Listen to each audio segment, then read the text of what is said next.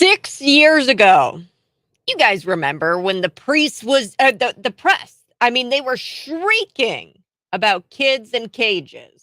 You remember this. Kids in cages, kids in cages. Now, tens of thousands of foreign children go missing in America and in America, in America, and a decade ago, the mainstream media celebrated Tim Ballard. Make no mistake, Tim Ballard, based off of a true story, The Sound of Freedom. The mainstream media celebrated him. Now they moan and they say that his hit movie is, quote, QAnon propaganda. What happened? And what are elites so worried about what are they worried about? What are they worried about when it comes to us learning about human trafficking after watching this single summer blockbuster? What are they so worried about if we were to watch the movie Sound of Freedom? The press shrieked years ago about kids in cages. We've got kids going missing right here inside of America. And they loved Tim Ballard a decade ago. I don't understand it. 309-451-9299. You guys can see me live in the studio. You can also text me at that text line number.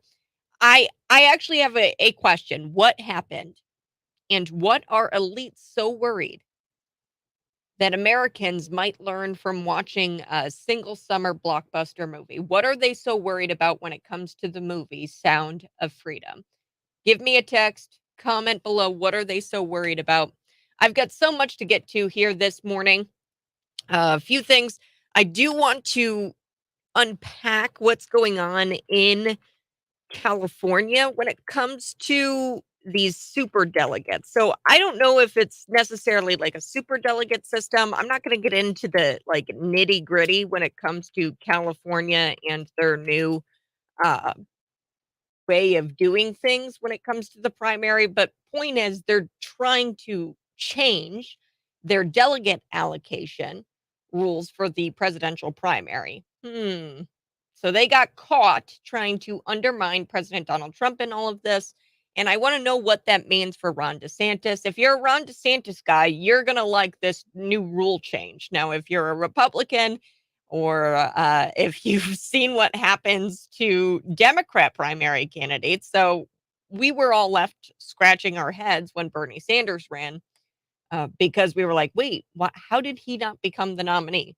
Well, it's because they have, ever since I think Jimmy Carter, they have adopted this super delegate system. So this is going to be a delegate allocation rule for the California GOP, and they were caught trying to undermine Donald Trump. This is why they had to release a statement. So I'm going to get to that statement here on the Morning Buzz. Plus, former President Donald Trump leading Florida Governor Ron DeSantis. Well, we knew that, Kat, but he's leading him by 20 points among Floridians in his own state. Ron DeSantis can't win his own state. So at this point, I think that if Ron DeSantis wanted to win the Republican primary, he's going to need a little extra boost. So this delegate allocation rule might be his only means to win the primary. Then I do want to get into this. Anna Navarro from The View admits that Ron DeSantis has broken her brain and that he actually makes her act like a dog. Yes. So all of this and more ahead on the Morning Buzz. If you're watching, but go ahead and smash that like button. That helps us out. YouTube, Facebook, Rumble, Twitter, I'm there. This is the Morning Buzz.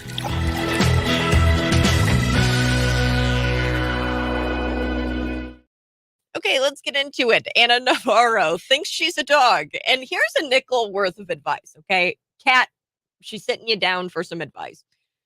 If you find yourself so broken by a politician to the point where this politician makes you want to act like an animal, I think it's time for a drink of water. I think it's time to relax a little, honey. Maybe go outside, touch some grass, and relax. Same for the people who love politicians so much. to where they think that he's going to be their retribution. Um, but really, in all reality, he probably doesn't even know you. As I say this all of the time, Trump is my president, Jesus is my savior. So don't with the whole, you love Donald Trump more than Jesus. And no, no, no, no. A politician at the end of the day is just that. And no politician should make you want to act like an animal, or no politician should be your retribution. So in this case, we're going to look at the views Anna Navarro. So, like I said, I think she needs a glass of water, folks, or some fresh air. She needs to go outside, relax a little bit. And hopefully, this Anna Navarro doesn't go outside and try to take a dookie on a fire hydrant, because she said, and she volunteered the information, that Ron DeSantis actually turns her into a dog. Huh. Okay. So Ron DeSantis has broken her that much. Don't believe me? Let's look at the ladies on The View and what Navarro actually said. Here we go. Let's take a listen. Oh. Well, it wasn't me in New Hampshire screaming, "We say gay." Though I wish I would have. I try to do it every time I'm anywhere near Ron DeSantis or any of his people. I just, I go around like a dog in Florida with my head outside of my car. We say gay. We say gay. We say gay. But anyways, Cha-Cha, What? There you have it. Anna Navarro. And look, and I get people are going to be like, Cat, it's The View. It's the most trusted name in derp for low information suburbanite wine moms. I get it. It's the most trusted name for the wine moms, the suburban wine moms. But I'm still shocked here that they're still trying to make this don't say gay thing happen. So this was not something that was going on in Florida. It was not the don't say gay bill. If polls showing that Floridians here in almost every demographic supported the Parental Rights and Information Act. That's what the polls say, that the parents in Florida, the actual Floridians, love this bill. So this bill is not called don't say gay. They're still trying to say that this is a don't say gay bill. It's actually called the Parental Rights in Information Act. And in fact, we have the Dave Rubin. He's an influencer and he's gay himself. He screamed gay right at Ron DeSantis's face and there were no arrests made. So you can say gay in Florida. Everyone else has moved on. Anna Navarro, she's like clinging on to this old news. But everybody else has moved on to this noun and verb, book banning. Book banning. That's what they've moved on to. And Anna's colleagues actually call book banning, quote, literal paper genocide. That's not happening, folks. You can get Flamer. You can get This Book is Gay. You can get the pornography on Amazon. The books are not banned. They are taken away from children. Just like if you go to work this morning, you work at State Farm, you work at Rivian, you cannot get on your computer at work and look up pornography. There are restrictions. There should be restrictions for children in school when it comes to content they consume. It's remarkable that someone who works in the media could have such little idea of how the internet works. I mean, Amazon, you can get the books on Amazon. Does she not know?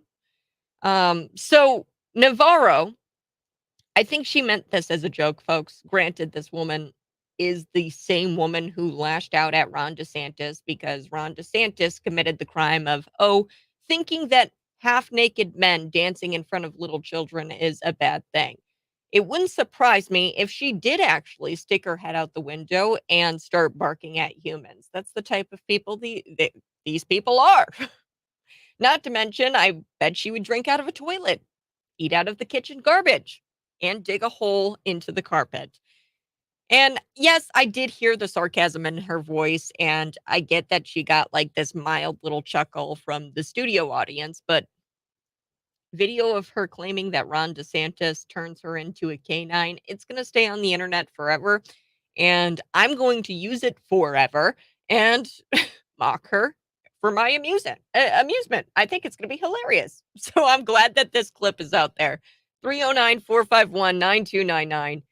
Does Ron DeSantis turn you into a dog? Is there any politician that would make you want to turn into a dog and start barking out your window?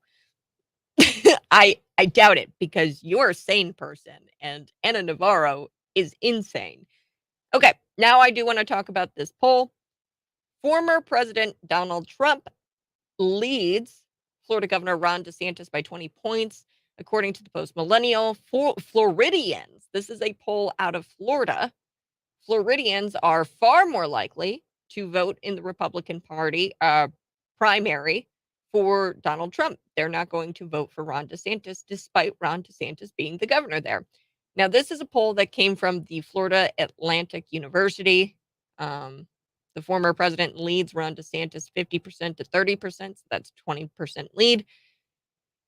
And it was a survey taken of 315 likely Republican voters. So I'm just disclosing all of the information to you so that way you have it. My take here is that that is kind of a small poll. If you're going to take a poll of people, 315, I mean, it's not anything to bat your eye at, 315 people. But Vivek Ramaswamy in this same poll is the next closest candidate, polling at 4%. Ron DeSantis polls among women better than Ron DeSantis. DeSantis polls better than Donald Trump with women. So Ron DeSantis is more favorable with women. This is his own state, folks. Ron DeSantis is not going to win the Republican primary. Now, that being said, I have to take a break, but I have to give you an update about the California GOP, because what are they doing? Well, they submitted a bylaw amendment to codify rules for the presidential primary election next year.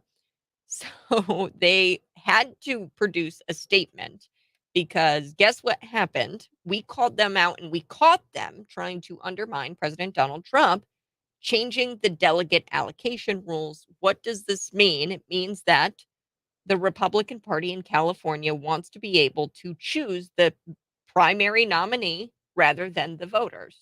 So these elitists, these politicians, these people within the party want to be able to choose the nominee versus the people. The Democrats have a system like this. It's the super delegates and things like that. They already got this system. They already have had their ducks in a row, because they said, you know what, we don't want another Jimmy Carter situation. They changed all of it back in the 80s. I think it's the 80s. And basically what it does, it forces people like Bernie Sanders to never be able to be the nominee. They get to select the nominee. The party gets to select the nominee. So this is going to be interesting. And what does that mean for Ron DeSantis? Will he win? If other states do this, yes. But he's one step closer, folks. If the California GOP gets what they want, and it looks like they're going to get what they want here with this delegate allocation rule. I'm back to explain that and more on the Morning Buzz. You can see me live in the studio. 309-451-9299 is the text line. I'm live on YouTube, Facebook, Twitter, Rumble. Check it out.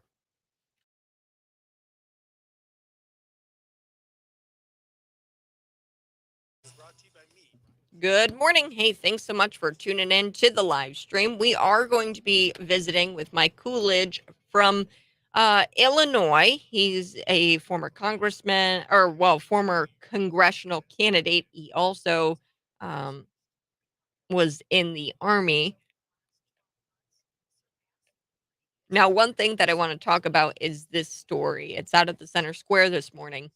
A controversy in Springfield, Illinois, involving transgender athletes changing in women's locker rooms has gotten national attention. Last month, the Springfield YMCA responded to allegations circulating on social media that trans women were using the locker room with biological women, including minor girls. So There's a locker room at the YMCA in Springfield where women and minor girls go to change. Okay. Now, the Springfield YMCA communications director said there were no credible allegations of wrongdoing. And if there were, they're, they are required to take action as um, mandatory reporters. So we're talking about something, there's allegations about something with a minor girl in Springfield possibly being inappropriately touched or, yeah. So this is interesting. The communications director says we don't get to decide the fine lines of if something is inappropriate or not. Anything close, we need to report it. We are legally liable to report it. So the YMCA is safe and doesn't discriminate. That's what the communications director said. Now, some people that are members of our that are transgender, that are known to us, that's because they want to be known to us. I'm sure there are others that we have no idea, and I'm not concerned about that, so we don't discriminate against anybody. So he's talking about transgender people being allowed at the YMCA in the girls' locker room. Now, on Monday, the Illinois Freedom Caucus announced at a news conference for later this week about uh, this issue. So they'll join the family of a 16-year-old swimmer who they say was dismissed from the team in May for objecting to a biological male being in the women's locker room. So anyone who's uncomfortable changing in the locker room has access to family rooms with more private quarters. So that's what the communication director said. The Illinois Freedom Caucus says that that's not right. Um, the swimmer posted signs in protest in the locker room, reading women's rights, biological women only, safe sport. Because of her sign, she was kicked off of a swim team. So they called it an outrageous decision of the Springfield YMCA to put young girls in danger by allowing biological men access to their changing rooms. So the issue was elevated on Twitter, of course, by Riley Gaines. She's a collegiate swimmer who recently testified in Congress about protecting women's sports. So Gaines posted a 16-year-old girl banned from YMCA and kicked off her swim team for opposing a naked male in her locker room. So this is a big deal, and this is happening. And I'm glad to see I am super excited to see the Illinois Freedom Caucus standing in solidarity with this 16-year-old swimmer. Um, I'm very disappointed with the YMCA communications director. How could you just say, "Oh yeah, go to the private quarters. It's no big deal." No, this is a little girl. She's 16 years old and she should be able to change and be in the girls' locker room because why? She's a girl. And Bart, the communications director for the YMCA, said that no swimmer was removed or prevented from practicing, and the swimmer in question left the team on her own. So now it's kind of like a he said, she said type deal. She says that she was kicked from the team for posting up these picture or this poster board in the YMCA. Um, there have been a variety of false statements around the same issue circulated by the same individual since this past May. So he's trying to paint her as some sort of thorn in the side. In this version of the story, the statement that the swimmer was removed from the Y and prevented from participating on the swim team is false. She left the swim team and the YMCA on her own. So, um, yeah, so this is big story happening in Springfield at the Springfield YMCA denying a teen swimmer um, removed for criticizing trans locker room policy. So that's they say that didn't happen. They say they didn't remove the teen swimmer for posting protest poster boards saying, "Hey, women only, biological women only." They said that they didn't remove her. Of course, they're going to deny it. I don't know if you ask me, a 16-year-old girl isn't going to make up that she got kicked off of her swim team.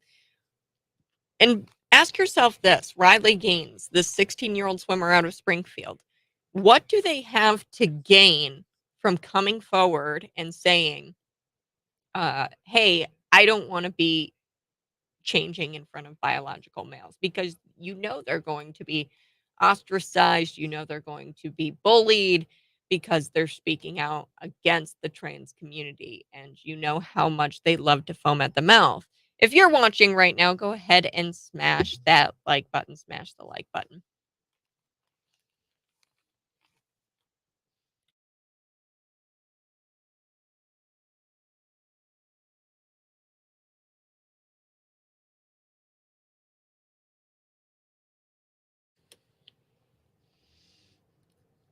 Who knew being healthy and fit was racist and conspiracy? So I guess being healthy and being fit is also QAnon.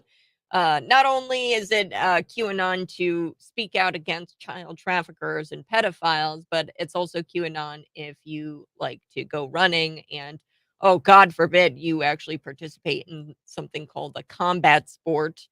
So I actually have a famous podcast host. You might know him, Joe Rogan, alongside Tesla CEO and Twitter owner Elon Musk. They've both described themselves, folks, in the past as liberal. They are not people on the right. Okay, so MSNBC, they've got this whole opinion column article out there, and they claim that health and fitness is an obsession of the far right. I don't know, leftists listening, do you like to work out? I mean, I would find this offensive as liberal. I would find this as offensive if I was somebody leaning to the left. What? You're saying that I don't like to work out as well? Or so Rogan, he went on Twitter, blasted MSNBC for this. Elon Musk, he got on Twitter and he blasted MSNBC for this. Musk said, quote, MSNBC thinks you're a Nazi if you work out. MSNBC detailed in this extensive write-up how fitness training, particularly in combat sports, so if you're a boxer, if you like mixed martial arts, if you're into jujitsu, and apparently you're just somebody who is a far-right extremist. So the article that MSNBC wrote up here, they said that these sports. Now I box. I mean, I don't box, but I hit the bag, right? I hit the bag. I like to hit the bag. I've taken a boxing class a couple of times. Um, I think it's fun, and it's definitely a cardio workout. I mean, I run, and I'll tell you right now, couple of rounds on the bag, it knocks me out far before a 6-mile run would. It is really good for your cardiovascular health. But there's examples in this article that says that I guess if you box or if you are into combat sports in any kind of way, if you're into football even, right, that they encourage men to be, quote, warriors, in addition to embracing messages like solidarity, heroism, and brotherhood. So if you're into these sports, if you're into combat sports, I guess it embraces messages of heroism and brotherhood, and that's what makes it far right, QAnon, conspiracy. I don't understand it. Like, being healthy is far right now. Like, what the heck? What are you talking about, MSNBC? All right, I do want to get to this story here. California, they've got um, some new rule changes, I guess, the GOP, and they were caught red-handed trying to undermine President Donald Trump by changing these delegate allocation rules for the presidential primary. So what does that mean for Ron DeSantis? Ron DeSantis is not doing well at all. He's not going to even win his own state, folks, which says something. So California, what choice do they have? They definitely don't want Donald Trump, and like California, Illinois Republicans, an Illinois Republican is just a Democrat. Okay. In California, California Republicans, they're just Democrats, okay? They just use the Republican name. There's something called the Uniparty, and they're all a part of it. That's what's going on here in the state of Illinois. That's why we have such a super minority in the state of Illinois. But California, the Republican Party, they are submitting a byline amendment. Now, I am not by any means a Republican Party expert, a delegate expert. I don't know how all of this works, the rules, the bylaws. I'm not going to try to pretend that I do. All I know is that the Republican Party in California, they want something more like a superdelegate type system. Eventually, I think that's what this rule will lead to, is a superdelegate type system. I do know that a superdelegate type system already exists, and we can see what happens in a superdelegate type system. The Democrats have that. And they started that, I think, back in the 80s when Jimmy Carter was running up against this one guy. I think his name was Ted. Texted in. I don't know. I wasn't alive at that time. So you have to cut me some slack. 309-451-9299. What was that race? I know a lot of people who actually pulled Jimmy Carter ballots because they hated the other Democrats so much. And I forget his name. I think it's Ted something. But anyway, so that is their system now. The Democrats in the nation, they do the superdelegate system. People were big Bernie supporters. Bernie Sanders, feel the burn. He never got to be the nominee because the party didn't want him to be the nominee. In a superdelegate system, the party decides the primary nominee. Okay? Not the people. The current system we've got in the Republican Party, it's not perfect, but it gives it to the people a little bit more. We decide who the Republican primary nominee is going to be. But with this bylaw that the California Republican Party has presented, I don't know. I don't think it's going to wind up being that way anymore. So they were caught red-handed, so they wanted to issue a statement. So I'm going to read from the statement a little bit. It gets kind of jargony. Just stick with me. The California Republican Party bylaws are currently constructed and used for 2020.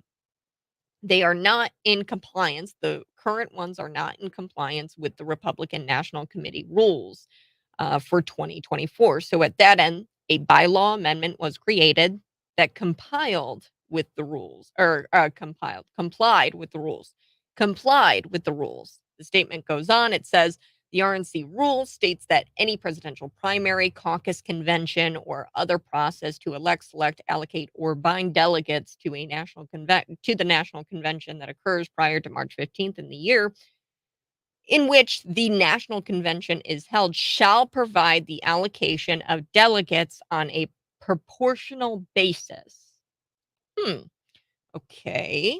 Then it goes on. It says, thanks to California Election Code Section 1001, 1001, as determined by Democrat-controlled legislature and governor, our primary moved up from June, where it was in 2020, to March 5th, 2024.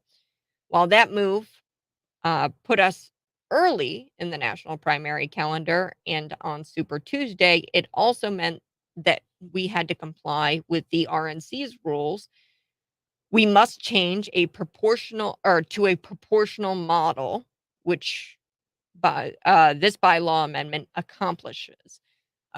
So they're going to make the delegates proportional, and they're moving the delegates to a proportional model. So not quite a super delegate system. The statement goes on. It says, if we didn't make this switch, and before an October 1st deadline, we would be in jeopardy of losing 50% of our delegates. As it stands today, California Republicans have more delegates than any other state in the nation, and to not comply with the RNC rules would not only taken that distinction away from us, but also would have greatly mitigated our role in determining our party's nominee. So blah, blah, blah, it goes on. This was the same process we followed before the 2020 primary to abide by the RNC rules. Together, California Republicans can determine our 2024 presidential nominee. So they're kind of saying the quiet part out loud there, folks. The party is going to decide the nominee in California. The California GOP got caught with this bylaw amendment, and they tried to undermine President Donald Trump by changing the delegate allocation rules. Now they've been forced to issue this whole statement, and the statement is just a bunch of McGurkin. I'm going to be honest with you, because a lot of what this California GOP is doing, they are hiding behind false pretenses and the sunset provision, and it just doesn't apply. They are deliberately choosing to remove the winner take all threshold for the 2024 presidential primary in order and in an effort really to take away delegates from Donald Trump. They see how bad Ron DeSantis is doing. They want to choose the nominee in California. Why would Donald Trump and his campaign want a rule change that is going to strip him of 50 to 55 delegates and give them to Ron DeSantis? At least 15 other states are keeping their winner take all threshold intact because it is not a requirement to take it out, as the California GOP is falsely stating here. I know this is a lot to get through, but this is a big deal. Why would Donald Trump and his campaign want this rule change? If it's going to strip him of 50 to 55 delegates? Answer is they would never want this, and they didn't know about it. People exposed them for undermining Donald Trump and getting this bylaw. Yeah, very good for Ron DeSantis if you're a Ron DeSantis guy, but very bad for the Republican Party, because we are moving in a direction that the Democrats are currently in, where we, the people, do not get to decide our nominee, but rather the elitist politicians, the elitist within the party, get to decide who the nominee is. 309-451-9299. I'll be back on the other side. I am live on Facebook, YouTube, Twitter. You can check it out online.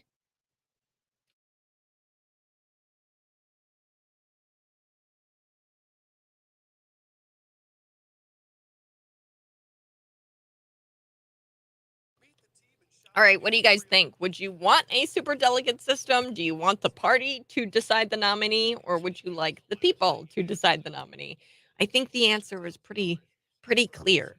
We all want to choose the nominee ourselves. Currently, the Democrats, they don't operate on that system, and we've seen how badly that turns out. Now, one thing I did want to talk about was the Chicago Police Union questions the legitimacy of these migrant sexual misconduct claims. So, this is a big story that happened where a minor girl is now accusing a Chicago policeman department officer of impregnating her. She was a minor migrant, and she was impregnated while being housed at one of these police stations. This just opens the door for all kinds of issues if you're housing illegal immigrants in police stations, if you're housing them in government buildings, right? There is a big problem with this investigation. Chicago Mayor Brandon Johnson urged for a thorough investigation.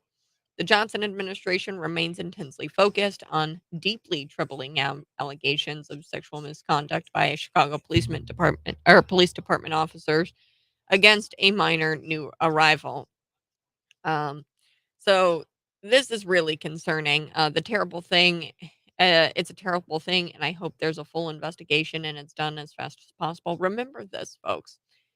All of the good officers are probably gone from, and that is by design. They're defund the police movement. It's all by design. They didn't want good officers in Chicago. A lot of their officers who were good are gone. Now, the FOP union questioned the legitimacy of these allegations because of a provision in the criminal justice reform law, the Safety Act, that allows for anonymous complaints against the police officer. So, this they don't know who the girl is. They have no idea.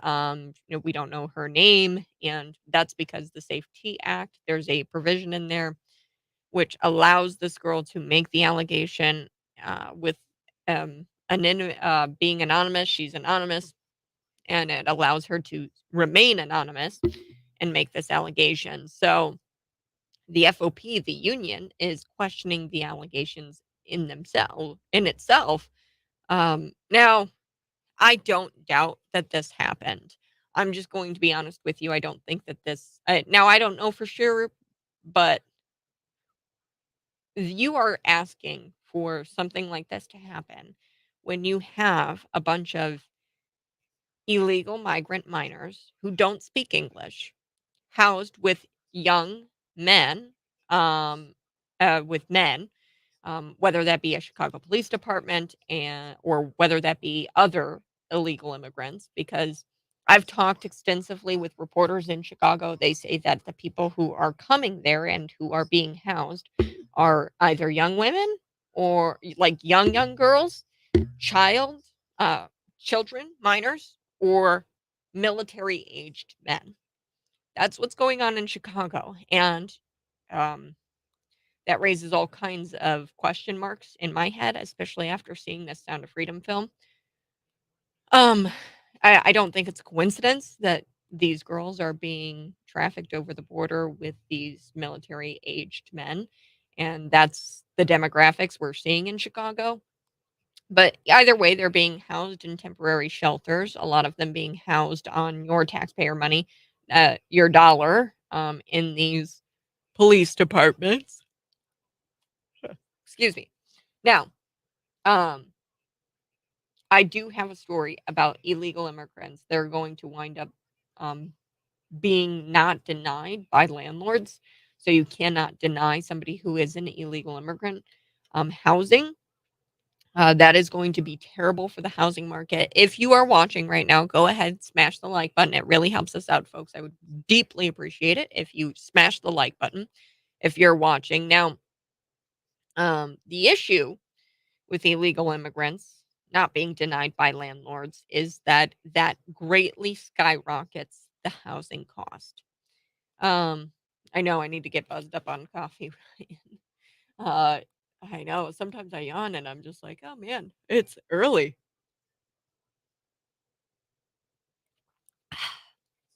See, I'm into black coffee. This is really good. Um, but we'll be getting to that story. Illinois signing this bill, Governor J.B. Pritzker. It's real sick, honestly, if you think about it. They force landlords to rent to illegal immigrants. The passing of this bill comes as there's this flood of immigrants over the U.S. Mexico border. We don't know who's coming over the border. There's an open border policy right now. And this is really going to raise the housing prices. Okay. And I'm going to break down why here coming up in just a little bit.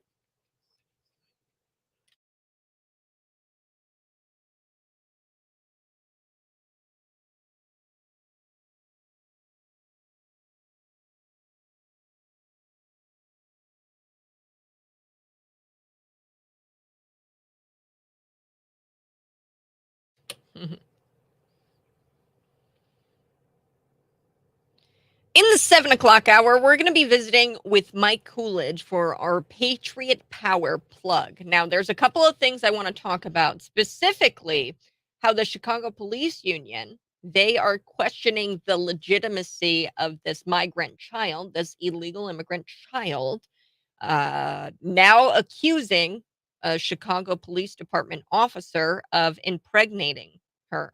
Now, there's a bunch of illegal immigrants being housed in police departments throughout the state. Let's be real here, specifically in Chicago.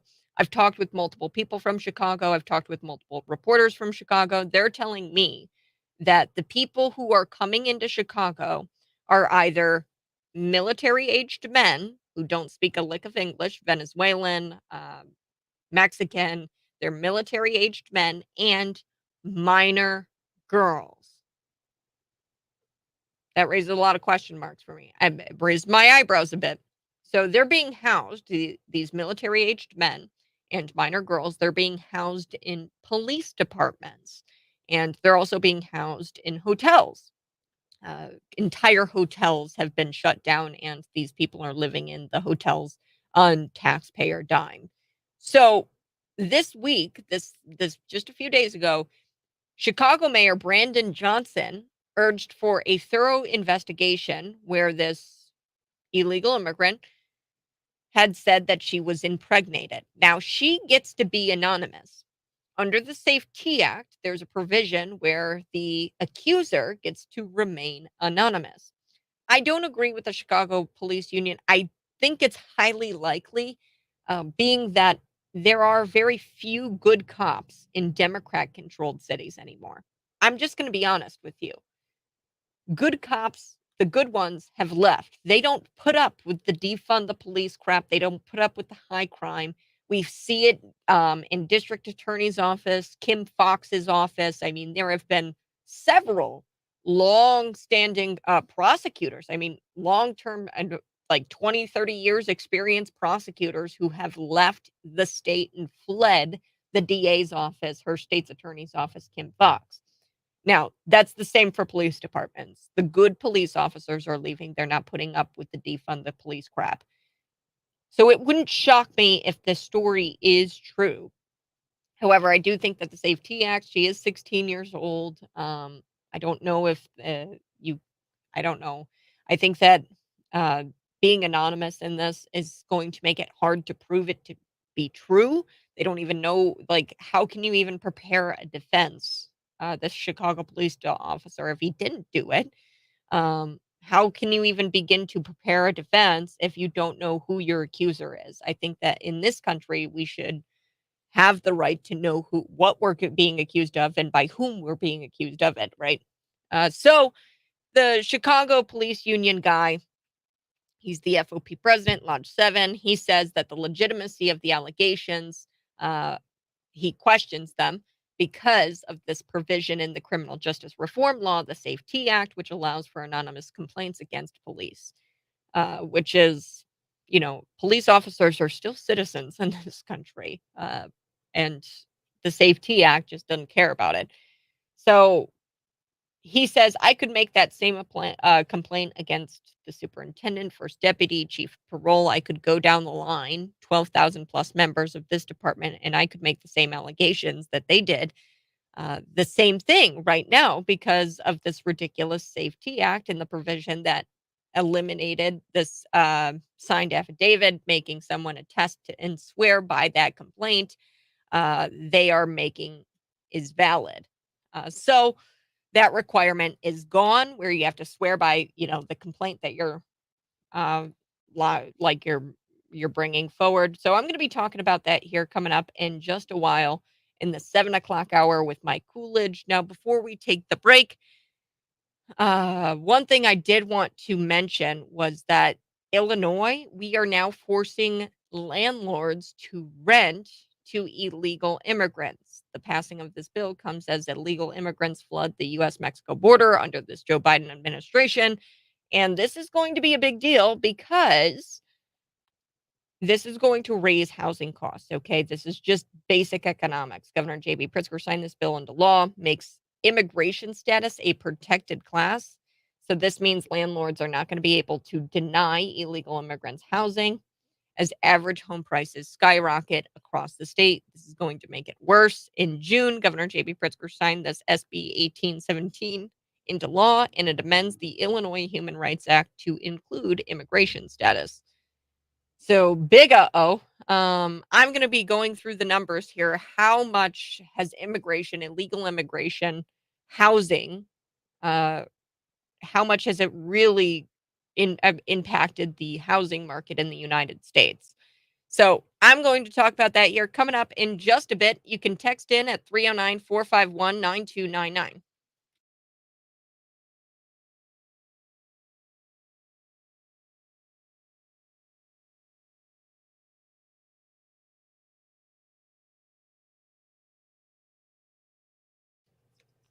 Good morning. Hey, thanks so much for tuning in. If you are watching right now, please smash the like button. Please, please, please, please smash that like button if you are watching. We are going to be getting into that immigration bill that the state of Illinois is forcing down landlords' throats. Look, 3.7 trillion, and that's not my number, okay? This is decades of research showing that mass immigration has raised housing costs by 3.7 trillion dollars. Illegal immigration has had a significant impact on the housing market in the United States. Um, think about what it does for the housing prices when you have to house 10 million people who shouldn't be here. That's going to drive up the cost of housing when interest rates are already kind of high. Um, this is economic warfare and theft of the American dream from American citizens, and this is a big problem. And Governor J.B. Pritzker doesn't care. Also, this senator, whatever her name is, Ann Gillespie, I don't know what her name is. She's a Democrat, and she praised the bill. And it sounds great. They're promoting fairness and blah blah blah. But look, folks, these people entered the United States illegally and unfairly. They should not be a protected class. They're criminals. They criminally came here, like they committed a crime to come here. The passing of this bill comes as illegal immigration floods through the U.S. Mexico border. The crisis has impacted cities across the United States, including Chicago, where we have that story of a little girl being impregnated by a Chicago police officer. The Chicago Police Union is saying that he questions the legitimacy of these because the Safety Act.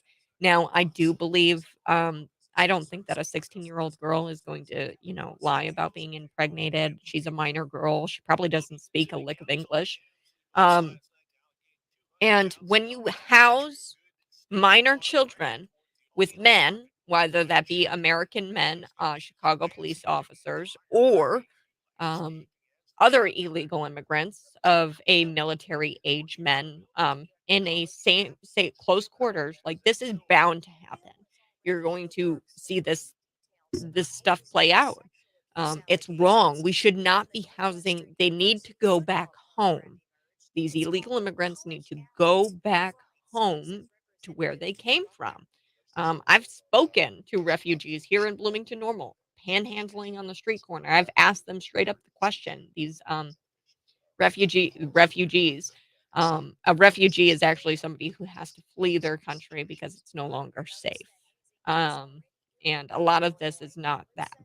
Okay, they're fleeing their country for more opportunity, which does not mean that you're a refugee. It doesn't mean that you should seek asylum.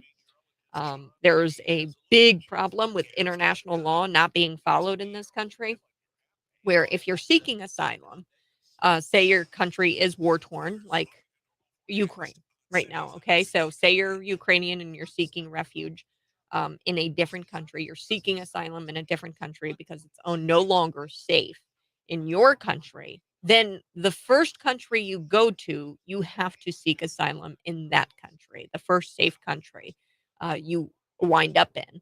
And a lot of what these refugees are doing are they're going to Spain and then they're headed to Mexico. They get shipped out to Mexico after they go to Spain. That's what a lot of these refugees are going through right now. And if that were, and that is the case, if you are in Spain, then you have to apply for asylum there. It's international law. The first country you're in, you have to seek asylum there. Their government has to ask you, hey, do you want to seek asylum? Yes. And if they say yes, then they have to seek asylum in that country. You don't get to cherry pick. You don't get to pick where you seek asylum. Okay. Asylum seekers, refugees, all of that. The language here is just completely destroyed surrounding these things. They have legal definitions. And what these people are illegal immigrants. These are people who broke international law. They didn't seek asylum in the first country that was deemed safe. They also have broken all kinds of other things like the 14th Amendment, all kinds of things, right? Um, but we've got landlords now being forced to, here in the state of Illinois, to allow them to live here, um, probably rent free. There's probably programs out there, Ryan. I haven't looked into those programs, but you're probably right, rent free. Which imagine the housing prices after that.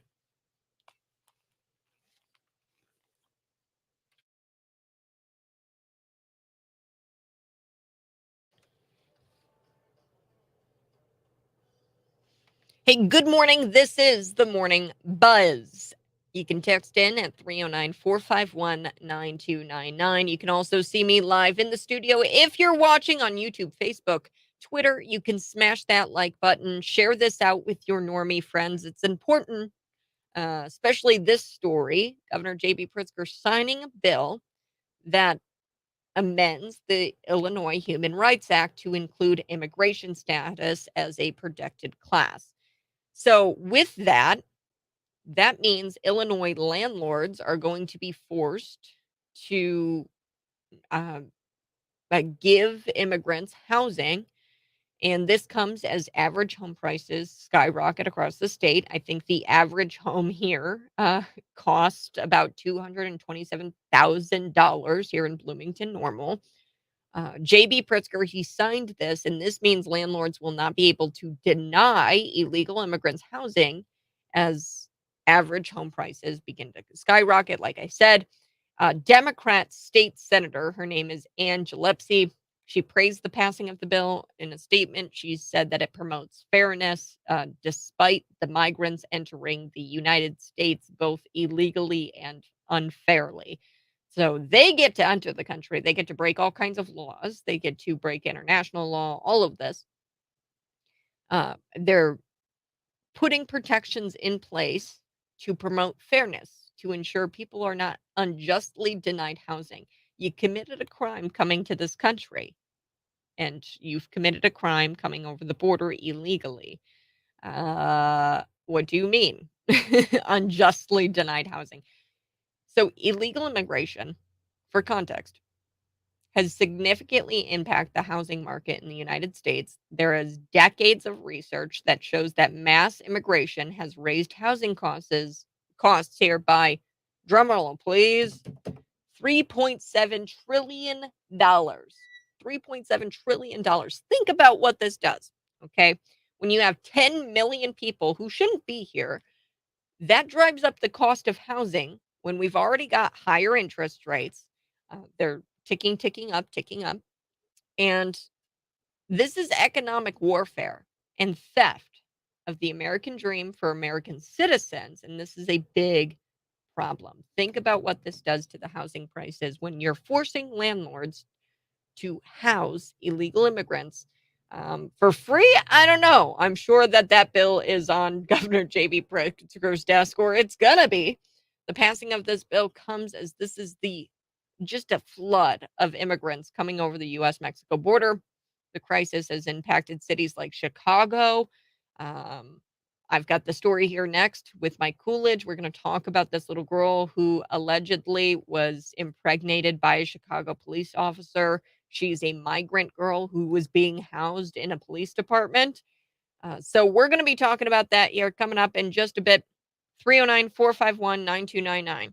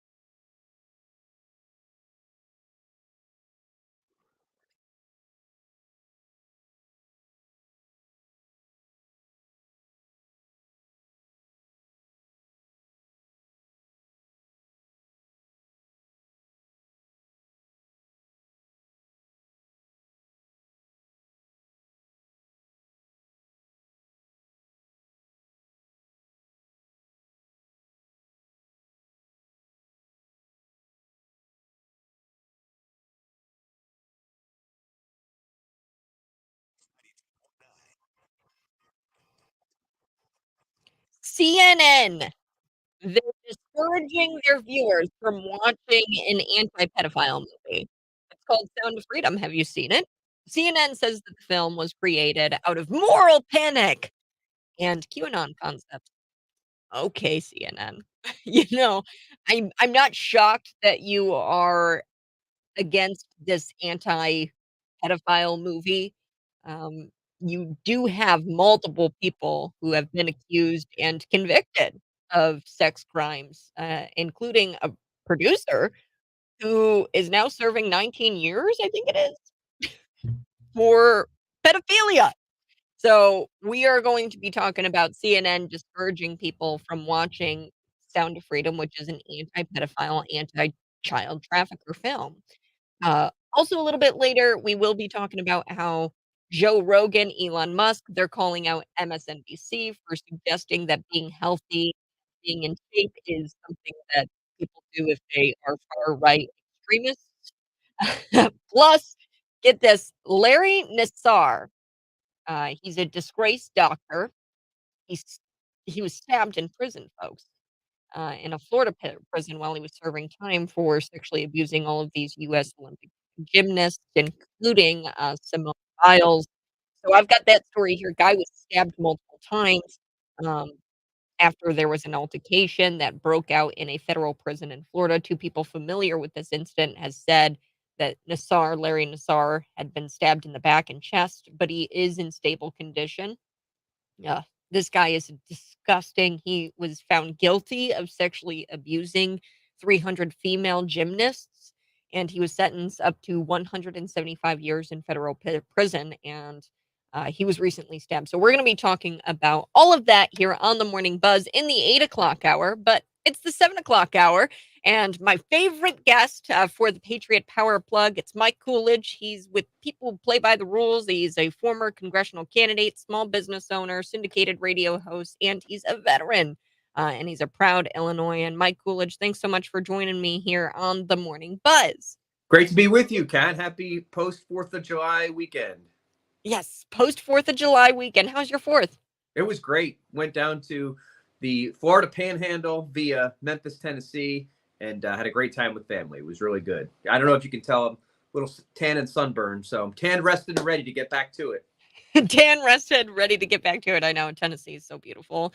But one thing that I wanted to talk about today was actually California. Yes. So I want to start there. I was talking a little bit with our listeners about the super delegate. I am so that is so over my head, the super delegate system. But it looks like California, they've created a statement now, and they have officially said that they are moving towards this delegate reallocation or allocation bylaw. It's an amendment, and it changes the rules for the presidential primary election. Do you think that they are doing this to undermine President Donald Trump? I don't know, to tell you the truth. I can't be I hate to be a fence sitter on that, but the easiest way to understand this for people is if you remember, and first of all, obviously this is just for the primary. This isn't for the general election. Just like Illinois, there's no way in heck anytime in the next 10 years, California is going to go to a Republican in the general election, nor will Illinois. But in the primary, our primary is in March. I forget when California's is next year, but they're the biggest state by population, and they will have a major play if the nomination is not sealed up by the time it gets to them by either Trump, DeSantis, or maybe somebody else, who knows, that they're going to have a huge play in who the actual primary nominee for the GOP is. And if you look, or if you're I'm sure most of your listeners are obviously up late at night watching the general election returns, and you see the map of the whole country, and you've got the reds and the blues, and then I think it's Nebraska and like Maine. They have the weird lines in them. It's like the whole state's not going one way. Two of their districts are going blue, and 3 are red. They have these weird hybrid states. There's only a couple that do it that way. Almost every other state in the general election for the presidential election is winner take all. Well, California is saying they're going to do that for their primary as well. Here in Illinois, we have, I think it's 64 delegates. I was just looking it up, to the 2024 convention, which, by the way, is right up the street in Milwaukee, Wisconsin. And it is winner take all for Illinois. There's like one or two that don't have to vote with everyone, but that's stupidly complicated. Bottom line, it's winner take all in Illinois. California is going to switch it so that you might see, I don't know, a third of their delegates go to DeSantis and 2/3 of them go to Trump, which in years past would mean Trump will get them all. But if they vote this way, a third of them will go to DeSantis. And if it's a super close primary, those handful of delegates might make the difference and give the nomination. If DeSantis, let's say, is winning in a bunch of other states, him the nomination. Does that make sense? Yeah. And it's all very complicated, and I have no idea how to explain it super effectively. It appears, though, that this is going to be moving towards a system, and I think they've been at this a while. So one thing I do want to say, for me, it appears that they're trying to undermine Donald Trump, but they have been doing this for a while, talking about moving towards or moving away from the winner-take-all system, the Republican Party. But I don't like it because it takes it out of the hands of the people. And Yes. then it gives it to the party. So the party gets to decide the nominee. And then we're kind of screwed, like the Bernie Sanders people, right? The Bernie Sanders people, they wanted Bernie Sanders, and he didn't get the nomination because of this super delegate stuff. Yeah, the super delegate thing is a whole other ball of wax, which would take up the whole thing. Yeah, but that was a mess and completely corrupt how the Democrats did that. And any Democrat, by the way, whoever takes issue with you calling them the Democrat Party versus Democratic, just mention Bernie Sanders 2016, and you'll know how undemocratic the Democrat Party is. I will say just one little final point on that. The RNC could override California's decision on this. So California has until October 1st, I just read, to finalize this. The RNC can say, no, you guys are trying to game the system here. You guys are still winner take all. So the RNC, the national RNC, could veto this in essence. So that's a possibility as well. And Harmeet Dillon would be the person who would probably have some kind of vetoing power. I don't know. I mean, but the RNC would vote on it. So Harmeet Dillon, obviously very pro-Trump, she, I think, is actively trying to get the California GOP to not do this and to keep the winner take all. I'm not too sure about that, but I would imagine that Harmeet Dillon would be in favor of the winner take all system rather than opposed to it. Yes. I don't know. All right, so we're going to shift gears. Let's talk about Illinois. Yes. Let's start with Riley Gaines and this story coming out of Center Square this morning. So I guess the Springfield YMCA is denying that they did in fact remove this teen swimmer who took issue with changing in front of biological men, and she was removed from her swim team. But the YMCA in Springfield says, nope, that didn't happen. She left the team. So give me some insight, Mike Coolidge. Do you know anything about this story and, what she went through? Was there a sex abuse element to it, or was it just that she felt sexually abused? I mean, you can feel sexually abused by just seeing a naked man, right? That's exposing himself to you in a girl's locker room. Yes, definitely not going to comment on any of the specifics of this because obviously I don't know. But I will tell you, I was in Breakthrough Ideas headquarters yesterday, coincidentally, and they are the ones. Jeannie Ives and Breakthrough Ideas are the one, and they're good friends with Center Square. They are the ones who broke this, and there is a news conference about this tomorrow in Springfield with the Illinois Freedom Caucus. And I believe Jeannie Ives will be speaking at it. I know she's going to it, giving more details on that. But this blew up in a huge way when Riley Gaines retweeted it. And yes, Riley Gaines, if listeners don't remember, is the swimmer who was swimming against Leah Thompson. And she was denied, if memory serves me right, a medal or a success in her swimming competition because of Leah Thompson, the biological male who switched in the middle of her his congressional or college career to identifying as a female, Mhm. and of course blew all the women away in the pool. And the story that Breakthrough Ideas and Center Square is reporting is that the 16-year-old went into the YMCA and saw a biological male changing there and had a problem with that and expressed that, and according to her, the YMCA kicked her out. But that is something that is going to be talked about in detail at the press conference at 1 p.m. tomorrow, and I definitely don't want to take any fire away from that, because you're going to have a lot more details about that tomorrow in Springfield at 1 p.m. Yeah, and they're going to be standing. I love that, the Illinois Freedom Caucus in solidarity with this family. Yes. So, I mean, the Illinois Freedom Caucus, I don't know how strong they are. I think it's like 7. Yeah, I it's don't know. not very big.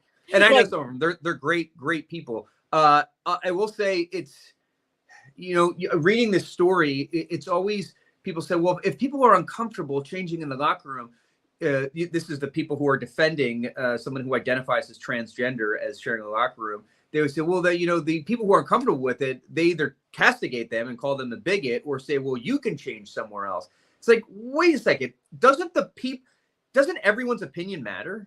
Like, if there's a locker room of 16-year-olds, and 15 of them have a problem with that 16-year-old who's a biological male changing, shouldn't those 16-year-olds at least say, look, no, this isn't, we're not comfortable. Like, why does everyone else have to change for this one individual coming in? Yeah. It's preposterous. And that's what people need to be stood up to when they do this. Yeah, the communications director from Springfield YMCA, I just couldn't believe it. Well, one, they're denying, which is so funny, because it's like, how could you deny somebody who says that she felt a certain way?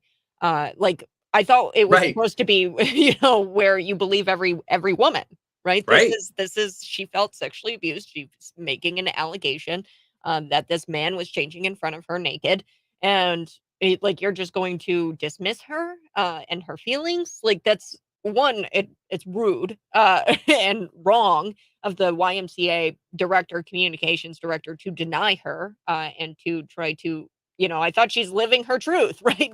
This is her truth.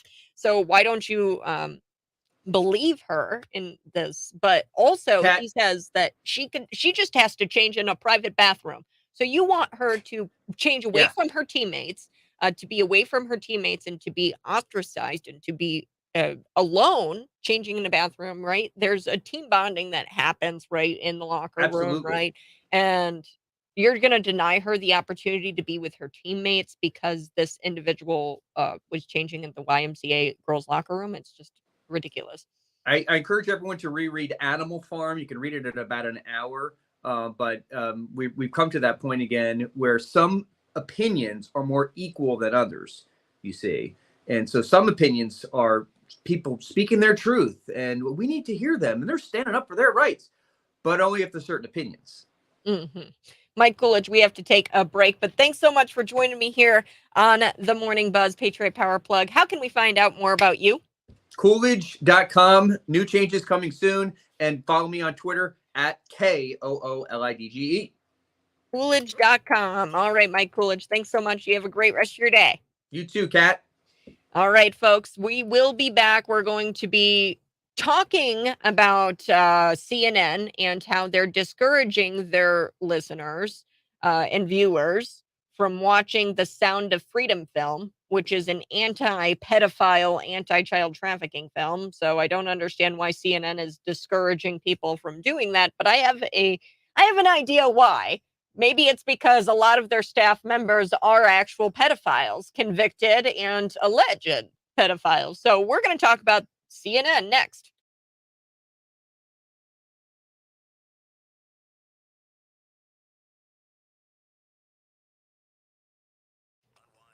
Hey, good morning, folks. Thanks so much for tuning in. If you are watching, smash the like button. Smash that like button right now. Smash it. Now, we are going to be talking about CNN discouraging their listeners from watching Sound of Freedom, and discouraging their viewers from watching Sound of Freedom.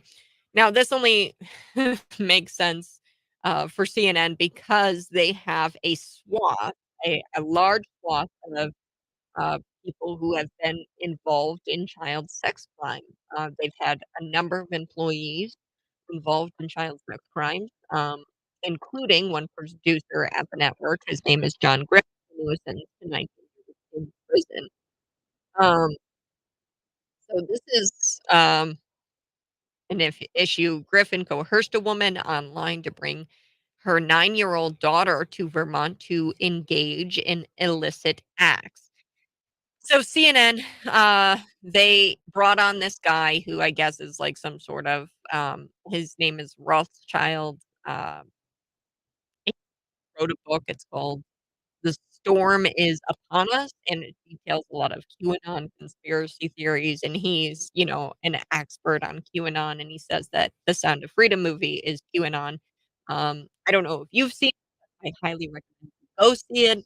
It is anti-child trafficking and anti-pedophile, and I just don't see how a movie like this can be seen as anything but, um, a tale of heroism and a call to action film when it comes to human trafficking. So we're gonna be talking about that here coming up.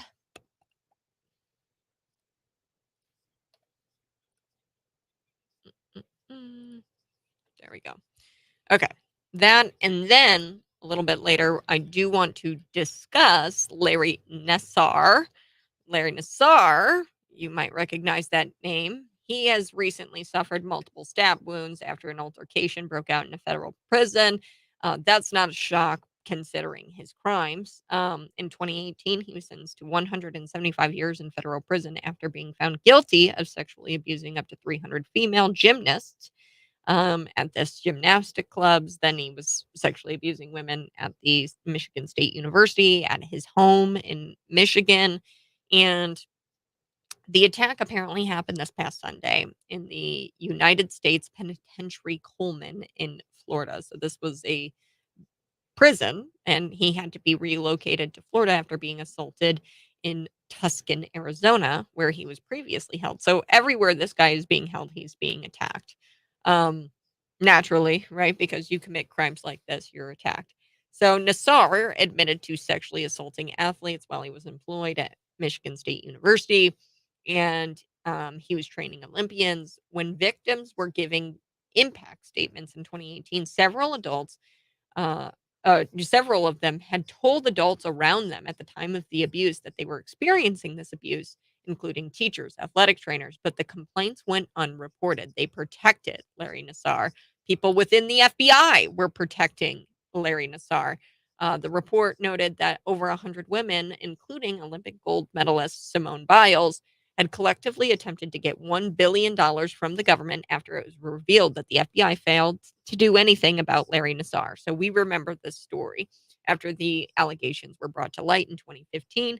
And then not until a year later in 2016, that's when the Michigan State University police finally arrested Larry Nassar. So Michigan State was accused of missing opportunities to stop Larry. So who knows, right? I mean, there were plenty of women who said that they told people about this abuse, but it went unreported. The FBI did nothing about this and failed to do anything about the allegations that were brought to light in 2015. It took an entire year until the Michigan State University police actually arrested him. So this is a big deal. He was attacked. You want my honest opinion? If you sexually abuse people, if you are a child pornographer, you need something like the death penalty. Um, and honestly, that might be the humane thing here. We're starting to see Larry Nassar um, stabbed in multiple locations, like attacked in multiple locations where he's being imprisoned. And I mean, for his own safety, maybe a syringe would be better. Um, the, the death penalty, right? Um, than being stabbed multiple times in prison, in different prisons. And, the taxpayer dollar has to pay for this guy to be moved around. So, yeah, we will be discussing um, all of this. So let's go.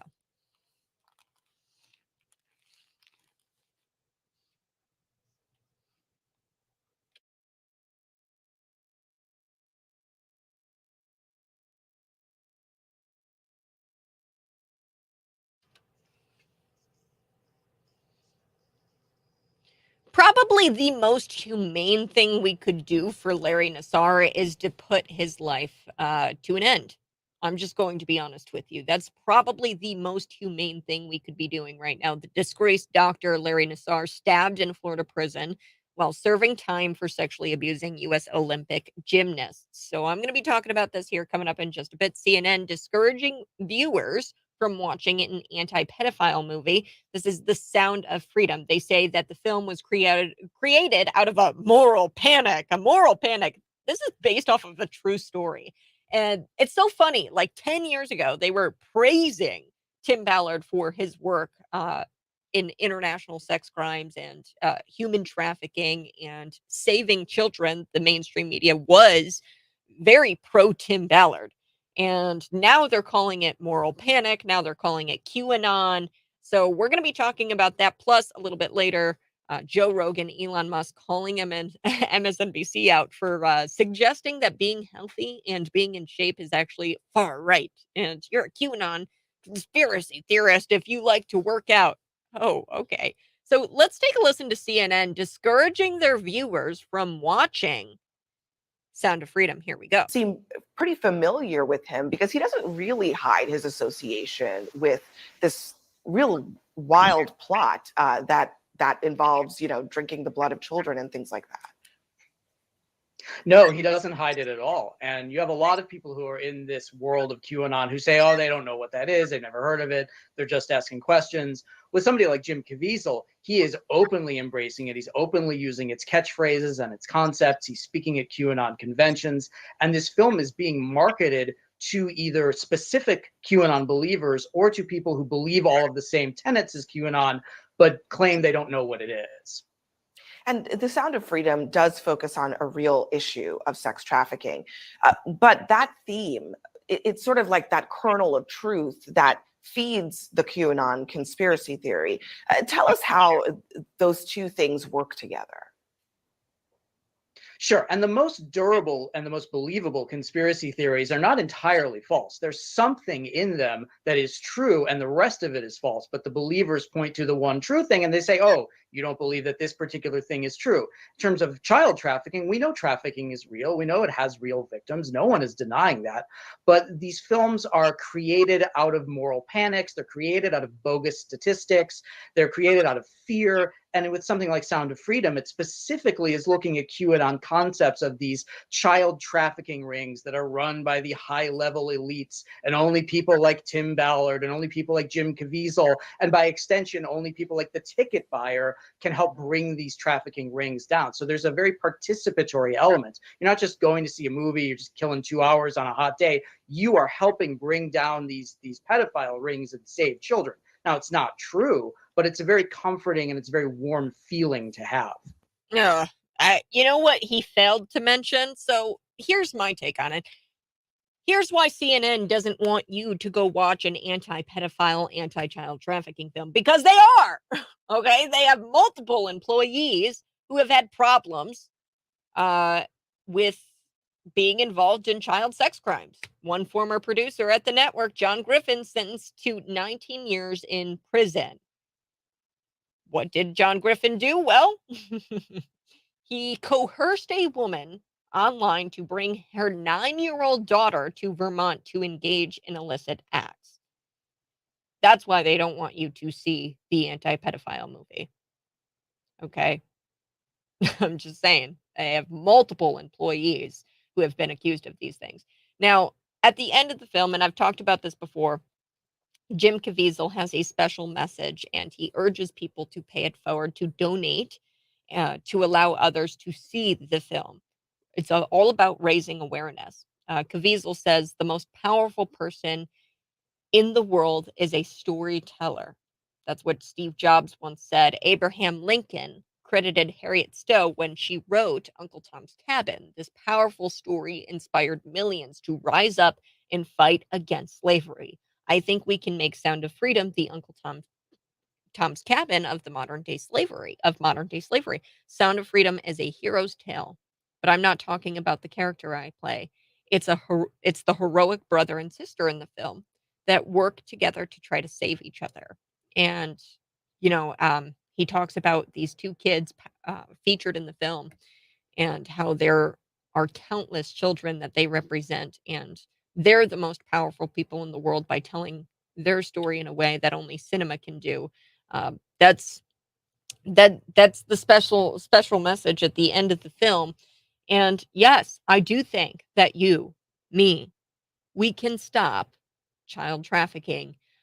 It's just going to take more awareness. It's going to take a lot of effort in raising awareness and calling out CNN for trying to dismiss this as QAnon conspiracy or as far right extremism. Now, one more thing I want to get to, Larry Nassar, he was stabbed. And I think the most humane thing that we could do is probably kill, like, give him the death penalty. This is why I think the death penalty should exist. He's been attacked in multiple prisons. Most recently, according to the Associated Press, two people familiar with the incident said Nassar was stabbed in the back and chest, but he's in stable condition. Now, he's serving up to 175 years in federal prison for being found guilty of sexually abusing 300 female gymnasts. Now, he did this at Michigan State University. Guess where he worked? Gymnast at this gymnastics club at his home. Now, the attack on Larry Nassar happened on Sunday, and he was relocated to Florida at this penitentiary he's currently at and was currently attacked at from Arizona, where he was previously being held, and he was also attacked there. So he was assaulted in Arizona, where he was being held. So he admitted to sexually assaulting these athletes where he was employed at Michigan State University, this USA Gymnastics, and he trained Olympians. Okay, so he pleaded guilty also to possessing child pornography. So we remember the story. There were all kinds of impact statements given by the athletes here. They said at the time, they told adults, they told people what they were going through, and they told coaches, athletic trainers, but the complaints went underreported. Nobody stepped up for these women. The report noted that 100 women, including Olympic gold medalist Simone Biles, had collectively attempted to get $1 billion from the government after it was revealed that the FBI did nothing. They didn't do anything about Nassar after the allegations were first brought to light in 2015. And then not but a year later, still able to walk among us free, Larry Nassar, a year later, finally, Michigan State University police arrested him.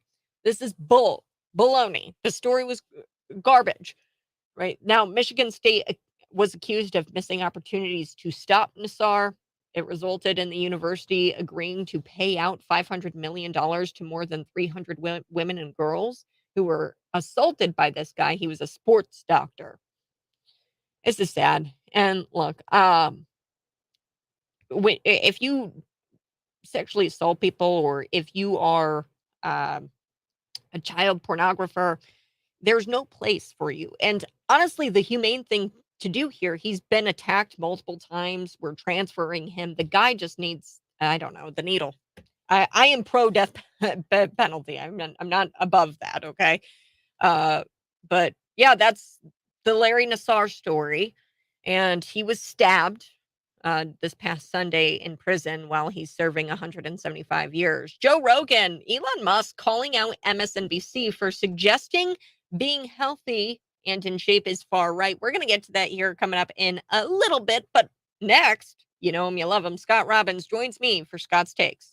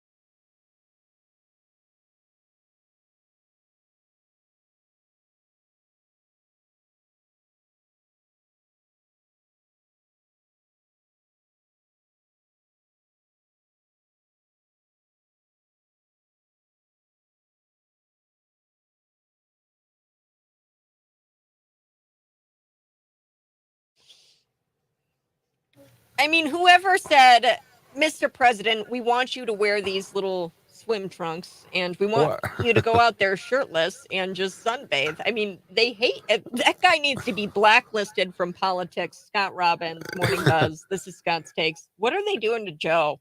I don't know. Somebody, you can't, he's shuffling around on the beach. The swim trunks you mentioned to me, did they have turtles on them? Is that true? Yeah, they have little turtles on them. Okay, so little turtles on Joe's swim trunks. and then he's shirtless. I mean, nobody wants to see that, right? And No. really, it was amazing at the president of the United States on the beach, and I didn't notice anybody even noticing him there Yeah, or well, caring he was that with he was there. what I'm assuming a couple of Secret Service women. Yeah. And they were not dressed as Secret Service. There was No. a couple of women with him, but they were like under the radar, undercover, I guess, Secret Service agents. So I guess he really needed a relaxing beach day, and their perimeter was, further, I guess. And And they particularly let him when you have a person running against you, trying to primary you, who's shirtless, looks like Schwarzenegger. Juxtapose that with this 80-year-old shuffling, mumbling old man on the beach with his turtle swim trunks on. And then the Secret Service agent, the girl, she had to like help him unfold the beach chair because he didn't have the strength to move. Can't unfold it. Doesn't understand how unfolding a chair works. No. Yep. I mean, it's really wild. It's interesting because I've had a couple of conversations recently. One with a friend of mine who's far left, far left. But he out of the blue, I heard from him last night, and he said something to the effect of, Joe is not going to run. They're going to push Joe out, and they're going to replace him with Kamala to run in his place because actually they'd be forced into it. They'd have to. I mean, they got no choice. They can't endorse somebody else. And that suburban women like Kamala. Now, I don't know if that's true or not. I don't know if anybody likes Kamala, but there it is. So you hear these rumblings out there right now that they really, they, meaning the machine, which is the Democrat Party, want Joe to step aside, and they're trying to push him in that direction. And you're running out of time here because, I mean, it won't be long before we're talking primary season. And they want Joe, I think, to grab the mic and just say, look, I've served my country for X number of years. I've done this. I'm not going to run for a second term. I've decided. I talked over with my family. Here's what we decided, blah, blah, blah. You see, you got all this stuff going on, right? You got angry Joe yelling at people, right, in meetings and the staff and scathing things. You've got the cocaine situation going on. You've got the no acknowledgement of his 7th grandchild. All of these things play into the image of a kindly old Uncle Joe, and his ice cream and being all about family and all that stuff as a total lie, a total made up lie. Now, everybody's known that, who knows him or knows about him for a long time. But the face in the public was this, gentle, kind, grandfatherly guy who was going to steer the ship now from that evil, awful, satanic, Donald Trump. So that's what they did. They ran him on that, and he won, and he isn't that, and they know he's not that. And they also know, I think they fear that there's no way this guy's electable again. So we'll see. I mean, moving forward here, but you got guys like Gavin Newsom warming up in the bullpen. He's been hot in the bullpen for a while now. I mean, he's waiting for that opportunity. Yeah. And this guy, you talk about an empty suit. I mean, this is the epitome of empty suit, that guy. I mean, he stands for nothing. He's all manufactured. He's right out of the casting 101 of a politician, that guy. Nancy Pelosi's nephew. Yeah. Gavin Newsom. Gavin Newsom. Yeah. And the thing is, too, that they're lying now. They're absolutely freaking lying about this Bidenomics, whoever came up with that, over this job creation. They keep repeating it over and over and over again. And how they've created 13.2 million jobs. And it's a lie. He didn't. People went back to work, back to their old positions after COVID. Biden didn't create any new jobs. This is all just garbage in, the government money ran out and they had to go back to work. So they did. The White House is lying about this. They keep doing it over and over and over again. So when you hear this, you're going to hear a lot about it. They're going to talk about Bidenomics and 13.2 million jobs added, more jobs than any other president, blah, blah, blah. 11 million of those jobs were people returning to work before that went back to work because of the lockdowns, and now they're back. So they're lying to inflate these economic numbers. And actually, when you peel that back, you find 11 million of these jobs were returning to work before the lockdowns. People were forced out of their jobs. That's not many jobs. Mm-hmm. Well, I've got the numbers here. Unemployment ticked up in the latest jobs report. 440,000 newly unemployed people.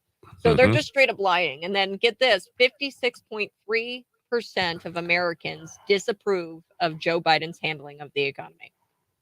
Yeah. Inflation 2 times higher. Yeah. Well, yeah, when he took office, inflation was 1.4%. Gas was $2.39. Today, inflation has been above 4% for 2 years now. Gas is roughly $3.54 a gallon.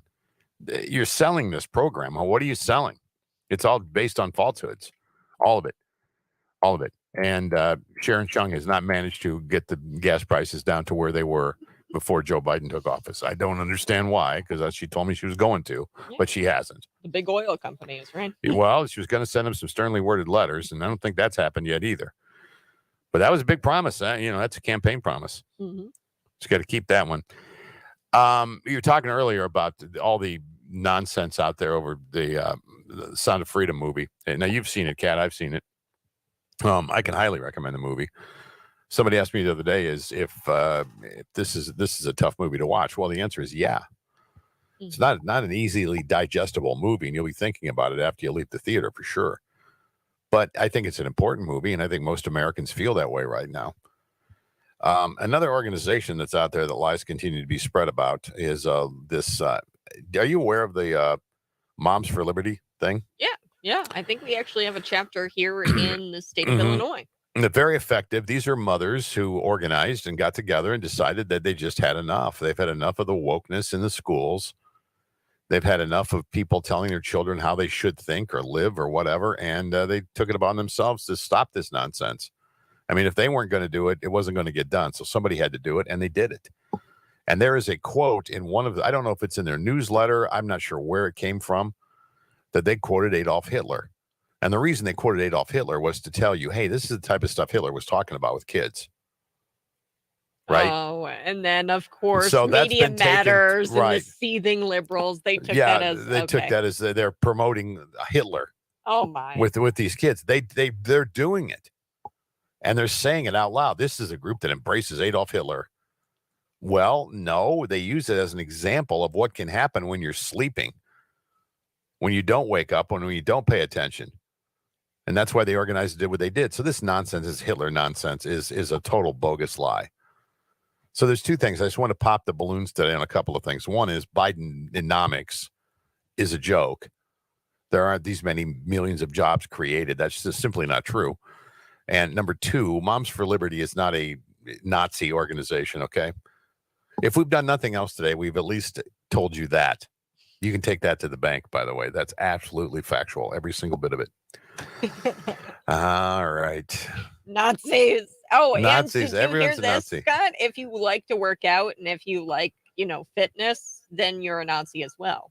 Oh. According to MSNBC. Well, yeah. Of course. Of course. I'm going to be talking about that today. If it weren't for the insanity, we wouldn't have shows. You know that, don't you? Okay. Yes. All right. Talk to you later. See you later, Scott See ya. Robbins. Speaking of shows, you guys are going to want to check out Scott Robbins tonight at 8, Markley, Van Camp, and Robbins. He's a radio legend. It's a nationally syndicated show. It airs on Cities at 8 o'clock tonight. Don't miss it. I'll be back talking about Elon Musk, Joe Rogan. They're going after MSNBC for saying that you're a Nazi if you like fitness.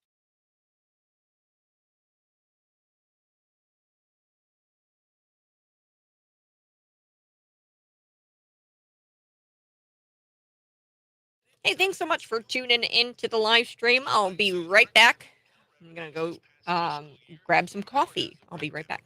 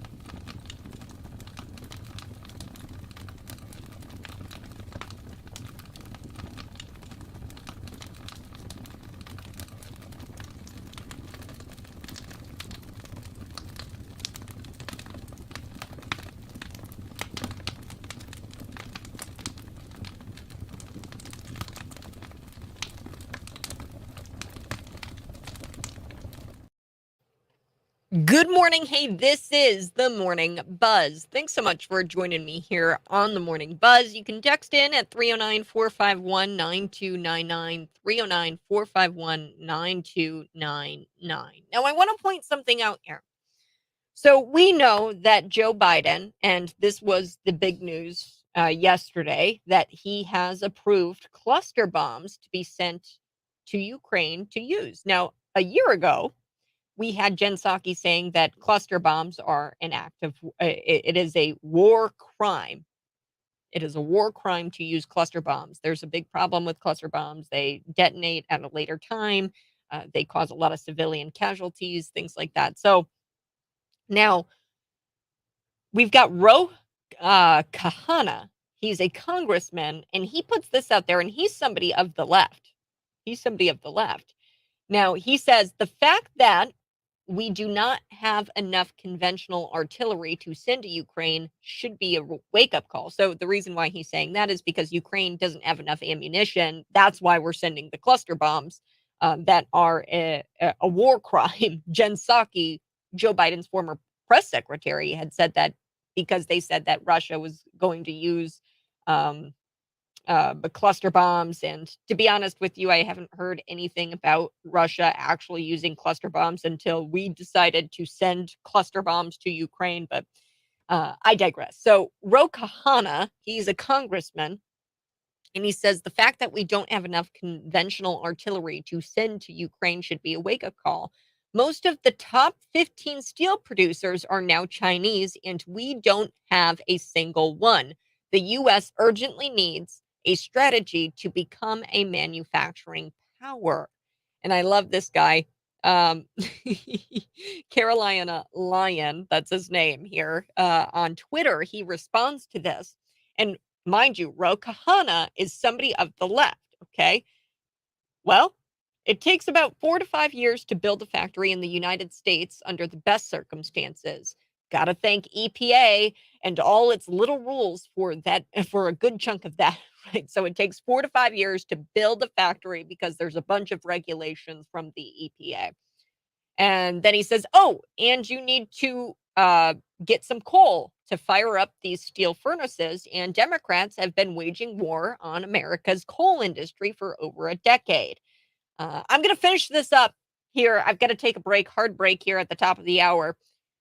I think it's so funny. Here we are. We don't have enough ammunitions to give to Ukraine. So now we have to commit a war crime. That's not me saying that. That's Jen Psaki saying that. It's a war crime to use these cluster bombs. Now we're sending these cluster bombs over to Ukraine. And then we've got people on the left now saying, well, why don't we have a steel manufacturing factory here? Why don't we have a steel factory here? It's because of Democrats. It's because of you. I'll be back.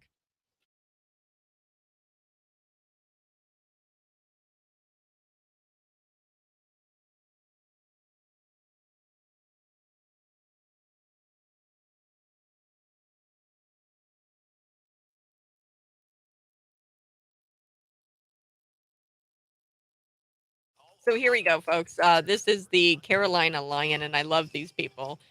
So he replies to the tweet from Kahana. And if you guys are watching right now, please go ahead, smash that like button. It's a big, big help to me. And you can subscribe to the channel, support this channel by subscribing and telling others to subscribe. It's super huge for me if you subscribe to the channel. So here's Carolina Lion. I don't know who this is, but he's funny.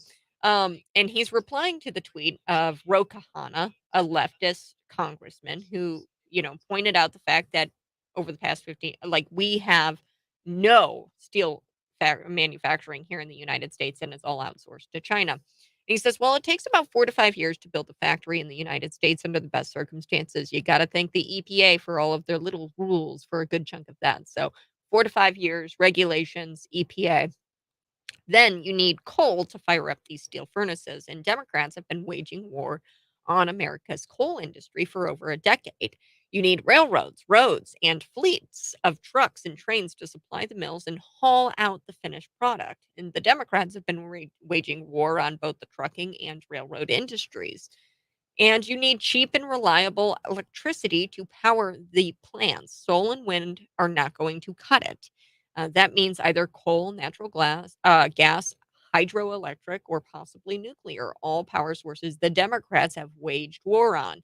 Pretty much everything needed to make this kind of industry a profitable reality in the United States has been attacked by the policies of Democrats and the federal government for over 3 decades. So here we go. The top 15 steel producers are now in China, and we don't have a single one. And we're wondering why we can't supply Ukraine with ammunitions. That's because Democrats, they are anti-United States. And it's all by design, folks. It's all by design. We have somebody, a literal Chinese spy, selling out America in the office, in the Oval Office right now.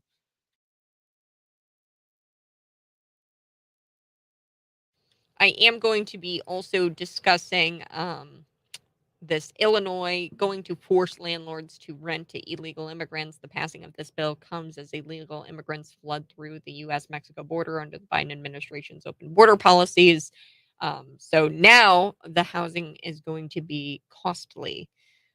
There is also this case here where the California Republicans, they are determined to really undermine President Donald Trump with this. It's been in the making for quite some time. This California Republican GOP, they're wanting to change the delegate allocation rules for the presidential primary. Excuse me. Sorry. Ugh. Um, so they want to change the delegate allocation rules for the presidential primary. This is a big thing for Ron DeSantis. If you're a Ron DeSantis person, this is good for you. So Harmeet Dillon, from what I understand, is actively trying to get the California GOP to not go with this delegate allocation thing where um, it's not a winner take all system. So these delegates would wind up going to Ron DeSantis. It's usually where these delegates, if Trump gets the majority of the delegates, he would take all of the delegates. But now it's going to be you get to keep those delegates there in California, and that gives Ron DeSantis a bit more of a shot of becoming the nominee. So the what I like to point out is Bernie Sanders, right? So Bernie Sanders, and there's a super delegate system that the Democrats have, which is so anti-democratic, it's not even funny because you've got all of these rich elite politicians, these people within the Democrat Party who get to decide the nominee. This is why RFK Jr. will never be the DNC nominee, no matter how many votes he gets, because it's all boils down to these delegates. Now, I think in years to come, the California GOP could possibly adopt some sort of super delegates types, or the RNC could adopt this. Now, the RNC at this point could stop California GOP from going through with this delegate allocation rule, and we'll have to see. We'll have to see. But that would be a big deal because that would mean the Republican Party would pick our nominee, and you and I wouldn't get to pick our nominee anymore because that's what happened to Bernie Sanders. So this is setting a bad precedent. This is starting to really become scary because then we could be in a situation where the Republican Party mirrors the Democrat Party in that the DNC picks the primary, picks the nominee. So I'm always for democracy. Um, Bottom line, I think that we should pick the primary candidate, and that be Donald Trump, and it looks like it, according to polling, right? Anna Navarro admits that Ron DeSantis has broken her brain, and she says that Ron DeSantis makes her act like a dog. No, really. And here's a nickel worth of advice for you. If you find yourself so broken by a politician that they make you act like an animal, I think it's time for a drink of water and to go touch some grass.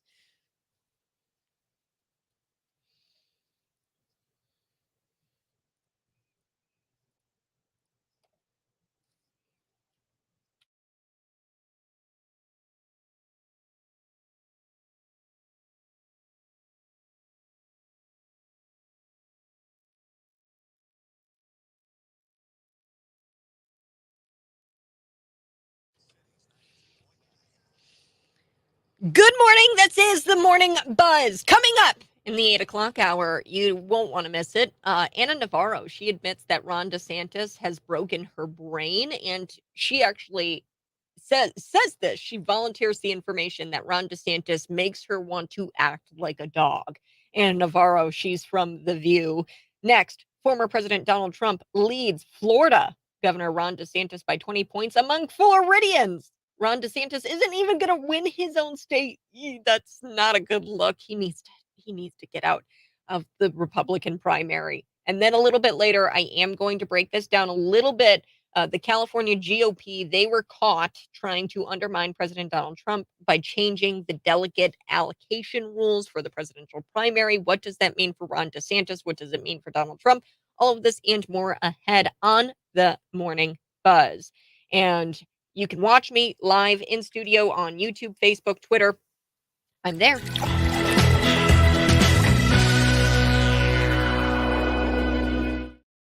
All right, let's get into it. Now there is this guy. His name is Carolina Lion, and he is on Twitter, and he just puts this guy on blast. He's a congressman. His name is Ro Khanna. He's a leftist, folks, and he gets out there and he starts to comment about how Ukraine doesn't have ammunitions anymore.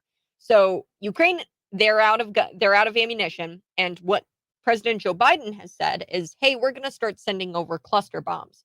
What are cluster bombs? Well, they're actually banned by over 100 different countries. They are considered to be war crime. It's a war crime if you use these. Now, that's not my words. That's Jen Psaki's words, the former White House press secretary. She said that it would be considered a war crime if Russia were to use these cluster bombs. I haven't heard of Russia using these cluster bombs. It's kind of funny how all of a sudden they're using the cluster bombs now that we've decided to send over some to Ukraine. But we sent them over because we're out of ammunition, because the Ukraine is out of ammunition, i.e. the United States, because this is a hot proxy war between the United States and Russia. But Ro Khanna here, he points this out, and this guy is a leftist. This guy is a leftist. So take a listen. He says this on Twitter: the fact that we do not have enough conventional artillery to send Ukraine should be a wake-up call. Most of the top 15 steel producers are now in China. They're Chinese, and we don't have a single one. The U.S. urgently needs a strategy to become a manufacturing superpower. This is what Ro Khanna says in his tweet. And I love this, the based people on Twitter just lighting this guy up, because here's Carolina Lion. He says, well, it takes 4 to 5 years to build a factory in the United States. And that's under the best circumstances, because the EPA, you can thank the EPA for that, the Environmental Protection Agency, and all of their little regulations. Oh, and you need coal to fire up the steel furnaces. If you're going to produce steel, you need coal to fire up these furnaces. And the Democrats, they've been waging war on America's coal industry for over a decade. You also are going to need railroads, roads, fleet of trucks, trains to supply the mills, these steel mills, and haul out the finished product. Like, this is all reality. The Democrats have been waging war on both the trucking and railroad industries for quite some time as well. Plus, you need cheap and reliable electricity to power the plants. Solar and wind, they are not going to cut it. And that means you need to choose coal, natural gas, hydroelectric, possibly even nuclear, all power sources that the Democrats have waged war on. Pretty much everything needed to make this kind of industry profitable and to make it a reality here in the United States has been attacked by policies of the Democrats and the federal government for over 3 decades. And this is exactly what Donald Trump ran on in 2016. And look, folks, if you're pro-Ukraine, if you're a leftist, you're pro-Ukraine, and you want to see more ammunition given away to Ukraine, and you want to see us be a steel manufacturer, then you have to stop with your Democrat policies that wage war on things like manufacturing. Do want to get to Anna Navarro. So here's a nickel worth of advice for you. for yourself, okay? Advice from Kat. Sit down, relax. If you find yourself so broken by a politician that they make you act like an animal, it's time to sit down and drink some water, okay? And to go outside, touch some grass, get some fresh air, whatever you have to do, because there's nobody who should make you feel like you have to act like a dog. Anna Navarro, she's clearly deranged here. And, the same goes for people who love a politician so much that they think that he's going to be their retribution, that he's the savior. As I always say, Trump is my president, Jesus Christ is my savior. In this case, we've got the views. Anna Navarro, she needs to get some fresh air. She needs to drink some water. And hopefully, I don't see Anna Navarro out in public taking a dookie next to a fire hydrant or something, because she volunteered the information that Ron DeSantis actually makes her feel like a dog, makes her want to act like a dog. No, really. That's what she said on The View. I'm sorry I've got to do this to you. Let's take a listen. Here we go.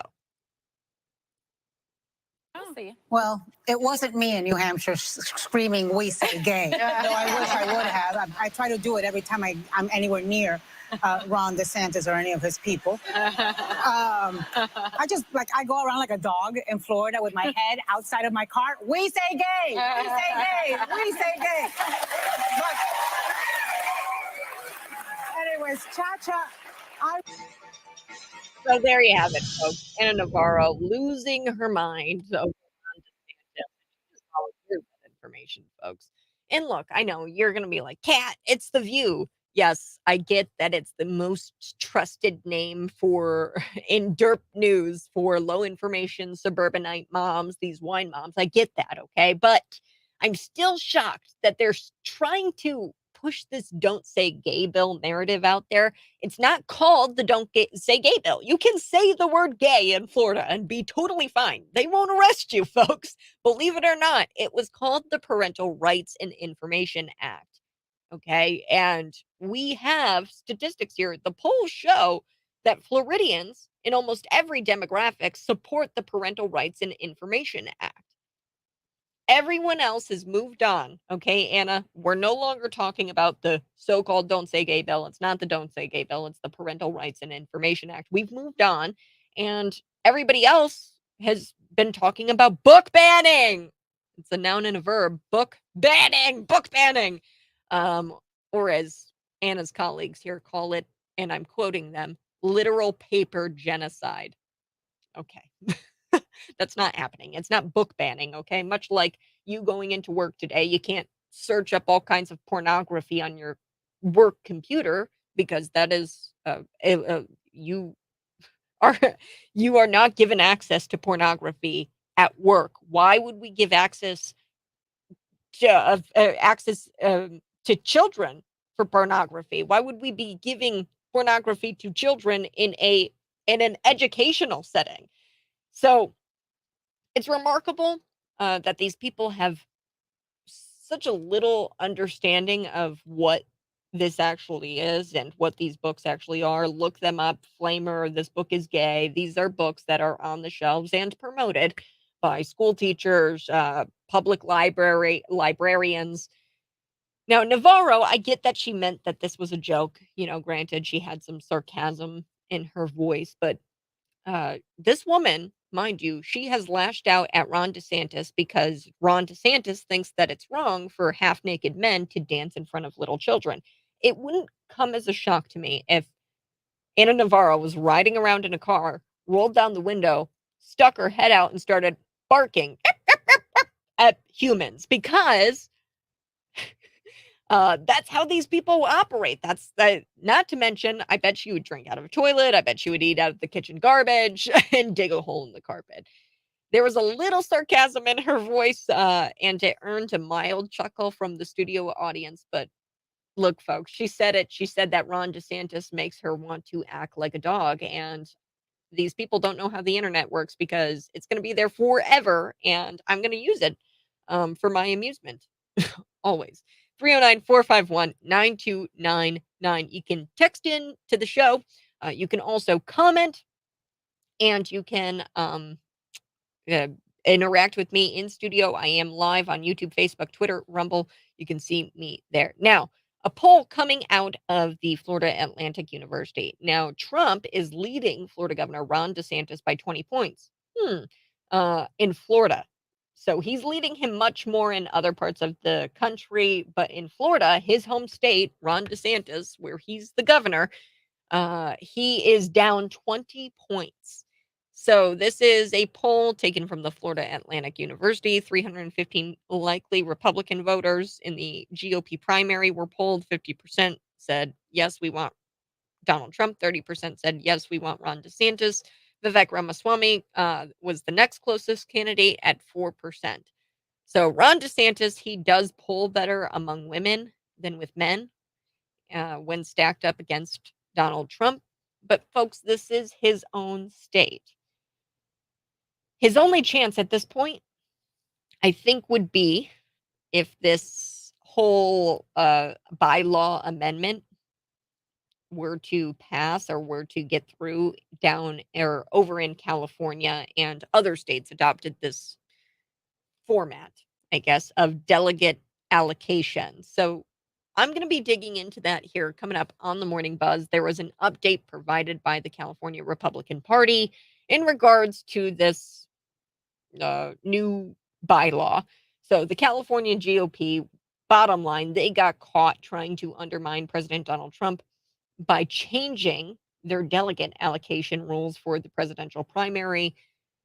This means that if you're a Ron DeSantis person, you would love this, because this means it's not winner take all. It's, Ron DeSantis gets to keep his delegates.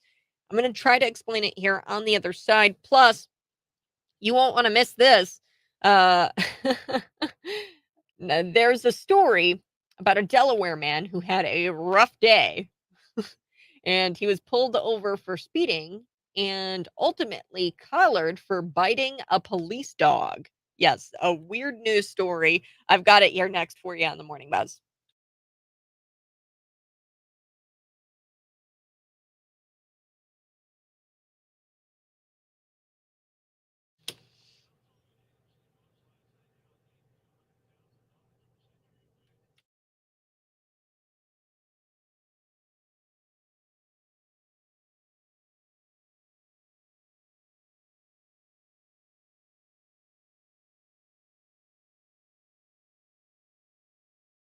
Good morning, Larry.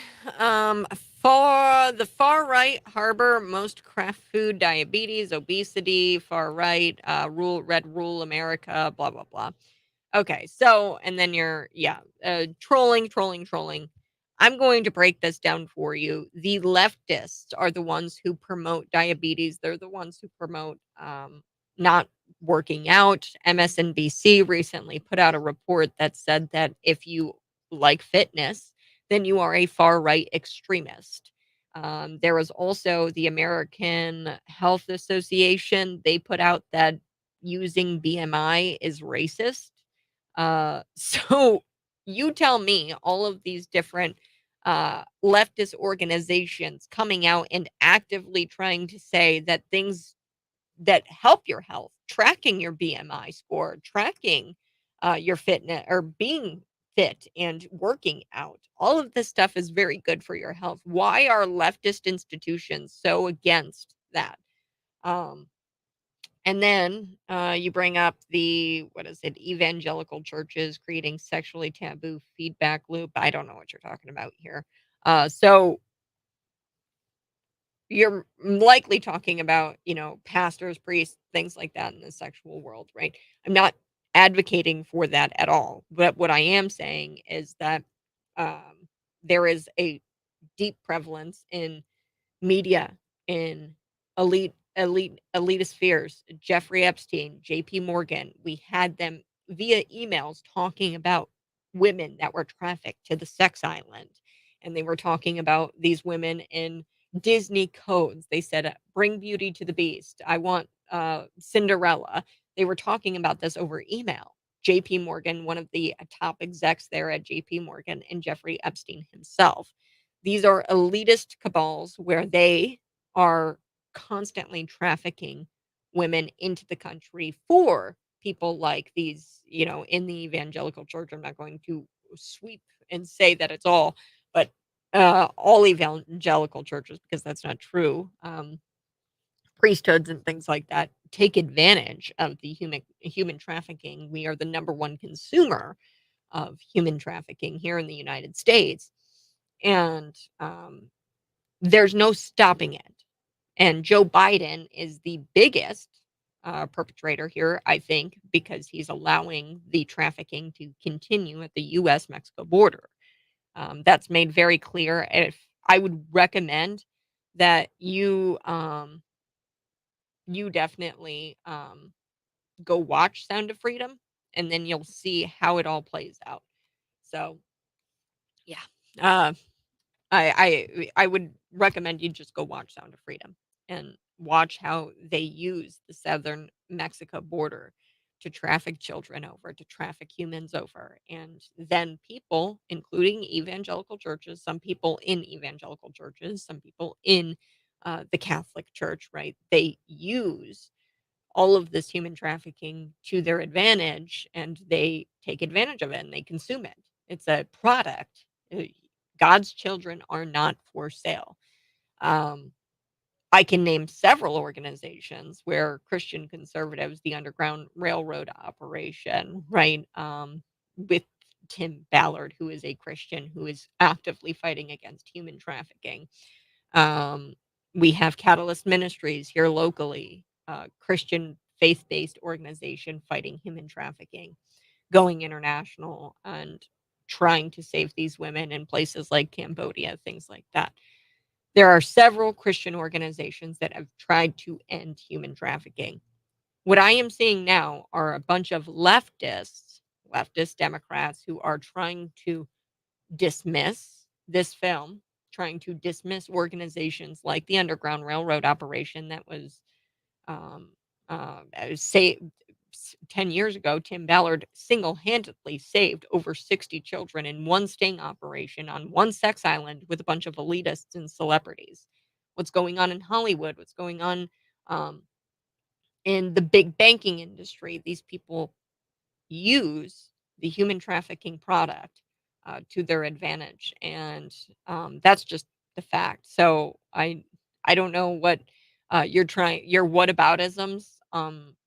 At the end of the day, these are the people who are there is an elitist cabal who is trafficking these people over. At the end of the day, if you cut off the supply, then there's not going to be evil people who consume that supply of humans.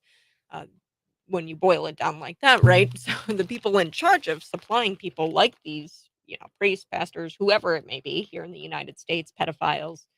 Um, yeah. So I got to be back. We'll be back. If you're watching right now, go ahead, smash that like button.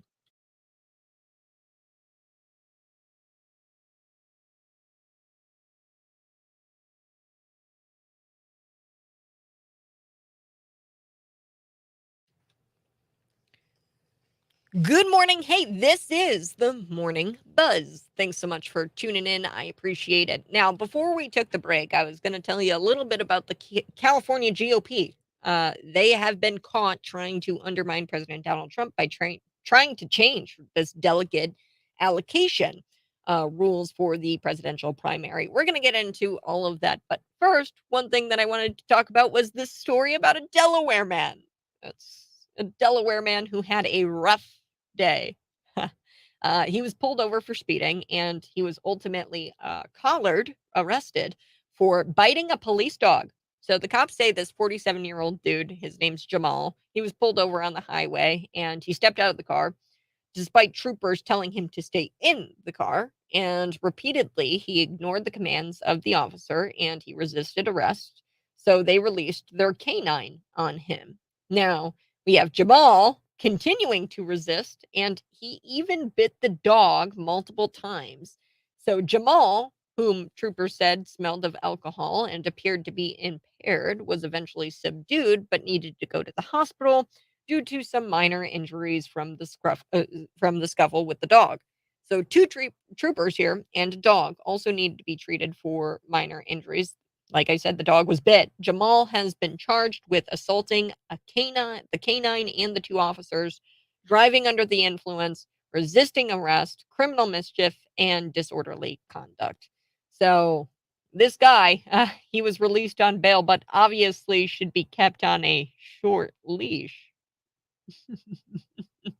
The guy was drunk. Maybe he felt he just needed the hair of the dog. Oh boy. Guy's one sick puppy. All right. Well, I'm going to be back. We're going to talk about Larry Nassar. Nassar.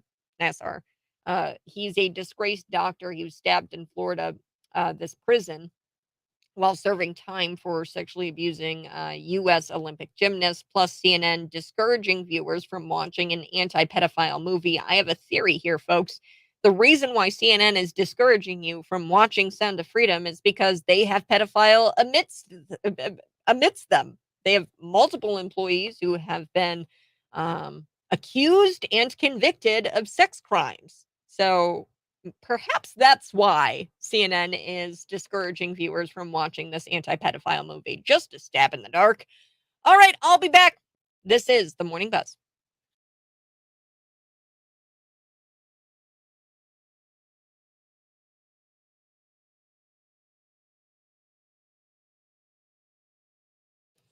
Good morning. Hey, thanks so much for tuning in. Man, we've got a troll this morning. I've never seen you tune in before, Larry. Troll this morning, Larry. Wow, on YouTube. Very fun. Yes, I love interacting. Thanks so much for commenting. Just subscribe to the channel, Larry, so that way you can always get notifications. The notification bell will ring whenever my show starts. It starts at 6 a.m. So, we are going to be back. We're going to talk about CNN discouraging viewers from watching the Sound of Freedom movie. I have a theory here. It's probably because they have several employees who have been convicted and accused of sex crimes, including a former producer at the network whose name is John Griffin. John Griffin coerced a woman online to bring her 9-year-old daughter to Vermont to engage in illicit sex acts. So he was sentenced to 19 years in prison. So I'm just going to throw that out there. I think that CNN has their own problems with their employees, and this is why they don't want you to watch anti-pedophile movies. Also, speaking of pedophiles, and I do think that this is true, but the Chicago Police Union, they say that there is, and I agree with them, that there is an issue here with the Safety Act when it comes to these allegations. The FOP president, he's saying that he doesn't quite believe these allegations of sexual misconduct by the Chicago police officer against this migrant, illegal immigrant minor. She was a new arrival and she was being housed in a local police department. And people are going to sit there and they're going to say cops are bad. We need to defund the cops because they have people like this guy who impregnates a minor girl while she's being housed at the local police department. And like I've always said, these Democrat run cities, at this point, the police officers are no good. Just throwing that out there. I think I've done a story before about how the San Francisco mayor, she is allowing people to be set themselves up in tents in San Francisco. San Francisco businesses are fleeing. They're closing up shop. I watched this guy do an interview with somebody on Twitter, and he was one of these fentanyl users, and he admitted on tape that he had sold fentanyl to minor kids, minor children, 15, 14 years old. And he said that the cops don't do anything about them being in the streets, being homeless, living there. He said that he gets $600 or so from the state, and he gets another $200 in food stamps. And he says, why would I try to even go rent something? He goes, I'm perfectly fine here. So this is a lifestyle choice for a lot of these people in the streets of San Francisco. And the cops don't do anything. He admits that the cops, they'll show up and they'll say, hey, pack up your stuff. And then he asks why. And then the cops say, we don't know. And then they leave. So they get very little resistance from the police officers. And at this point, Chicago is probably about the same. There is very small amount of good police officers left in Democrat-run cities. They've all been run out because of defunding policies. And at this point, right in these Democrat-run cities, you're probably wondering, why is crime running amok? It's because the Chicago Police Department has given up, and there might be a few good apples left, but I'm going to take a stab in the dark and say, hey, maybe it's a majority of bad people in these police departments.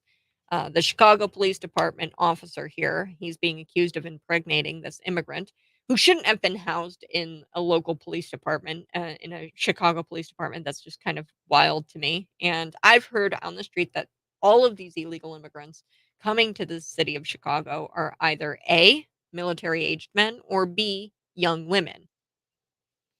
Kind of peculiar. We're housing them in hotels, police departments, government buildings, colleges, while the kids are away on summer vacation, schools. We're housing these illegal immigrants there.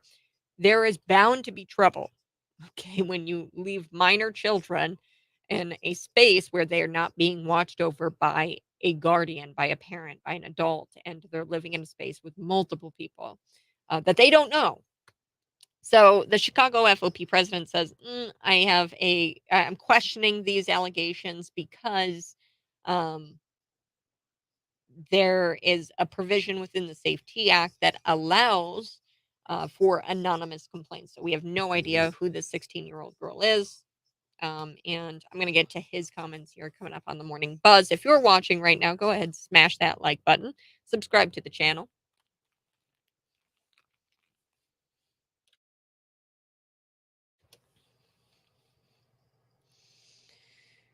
Good morning. Hey, this is the Morning Buzz. And before we took the break, I was telling you a little bit about the primaries here, the presidential primaries. There's been a wrench kind of thrown into the presidential primaries here. The California Republican primary is going to look a little bit different, we think, because they have recently submitted a bylaw amendment to codify rules for our presidential primary election next year. And they said that they wanted to share some facts in this statement.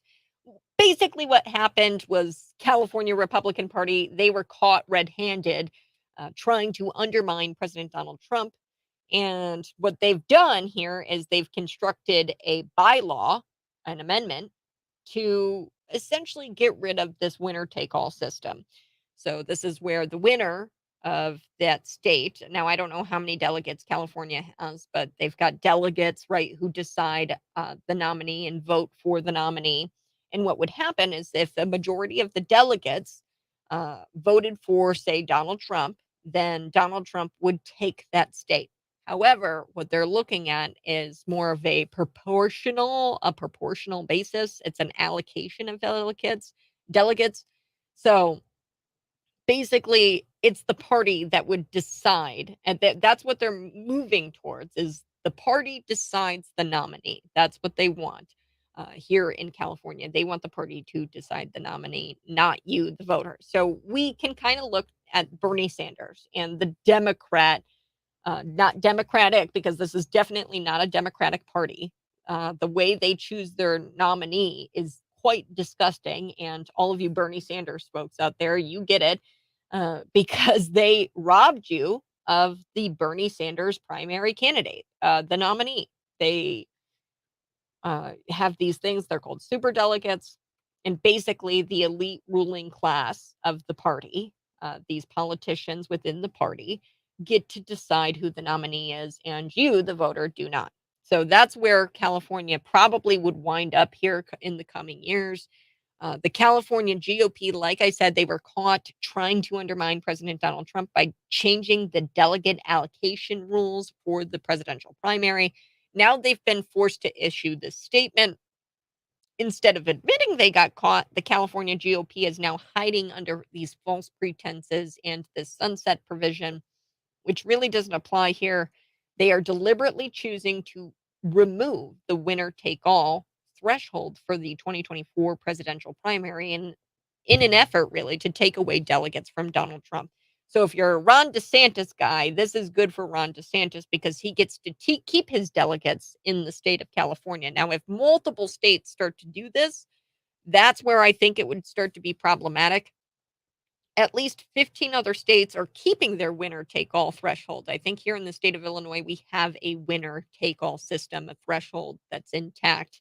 Because get this, it is not a requirement to take it out as the California GOP had suggested here in their statement. The statement is lengthy.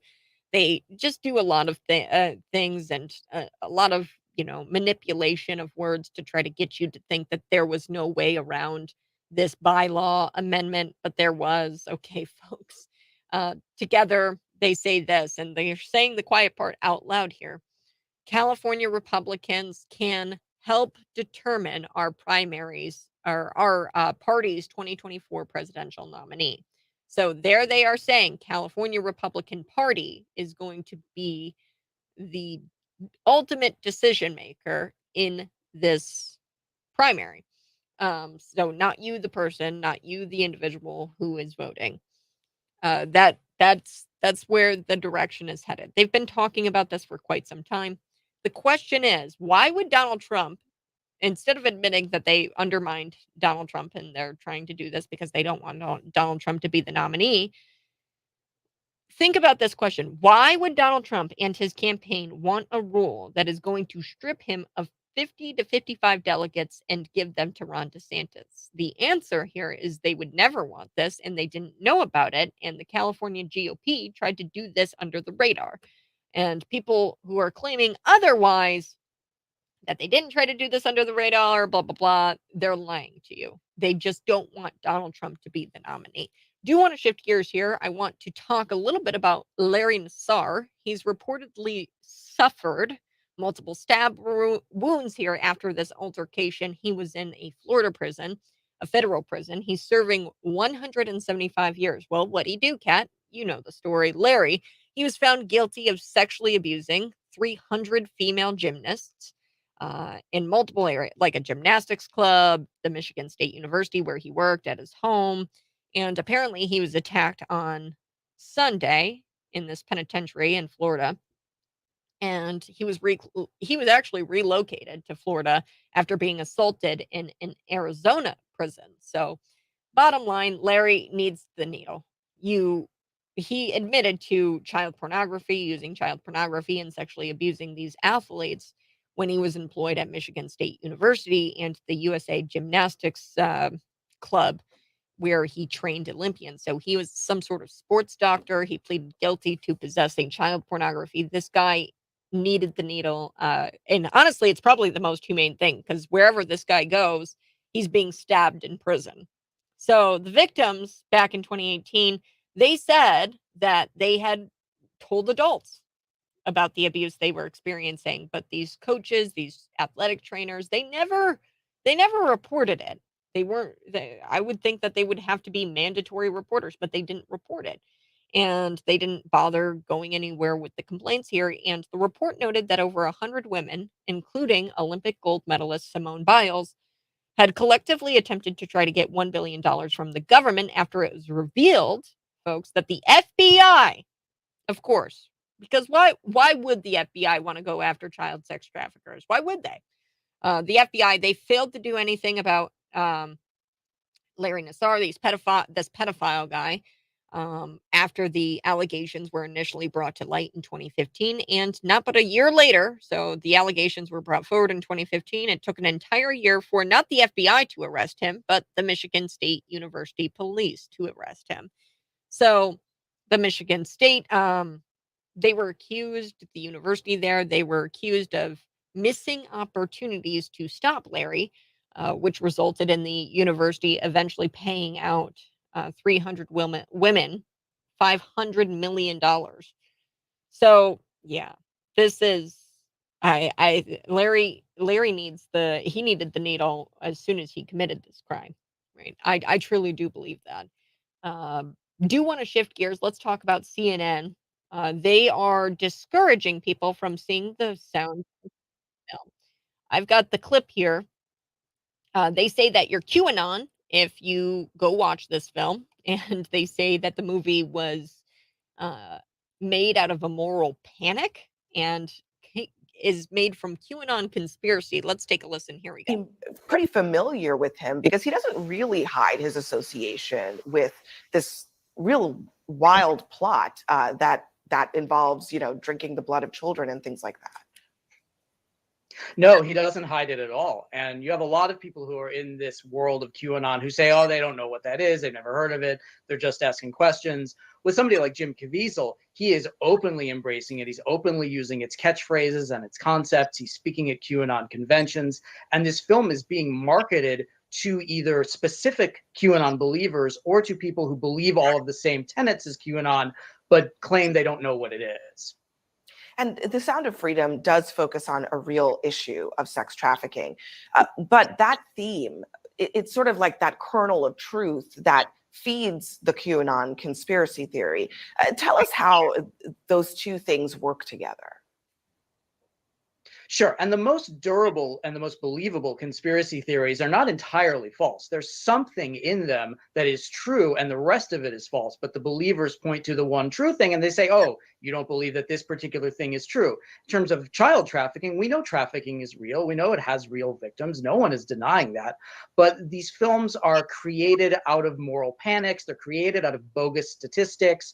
They're created out of fear. And with something like Sound of Freedom, it specifically is looking at QAnon concepts of these child trafficking rings that are run by the high-level elites and only people like Tim Ballard and only people like Jim Caviezel, and by extension, only people like the ticket buyer can help bring these trafficking rings down. So there's a very participatory element. You're not just... Shut up.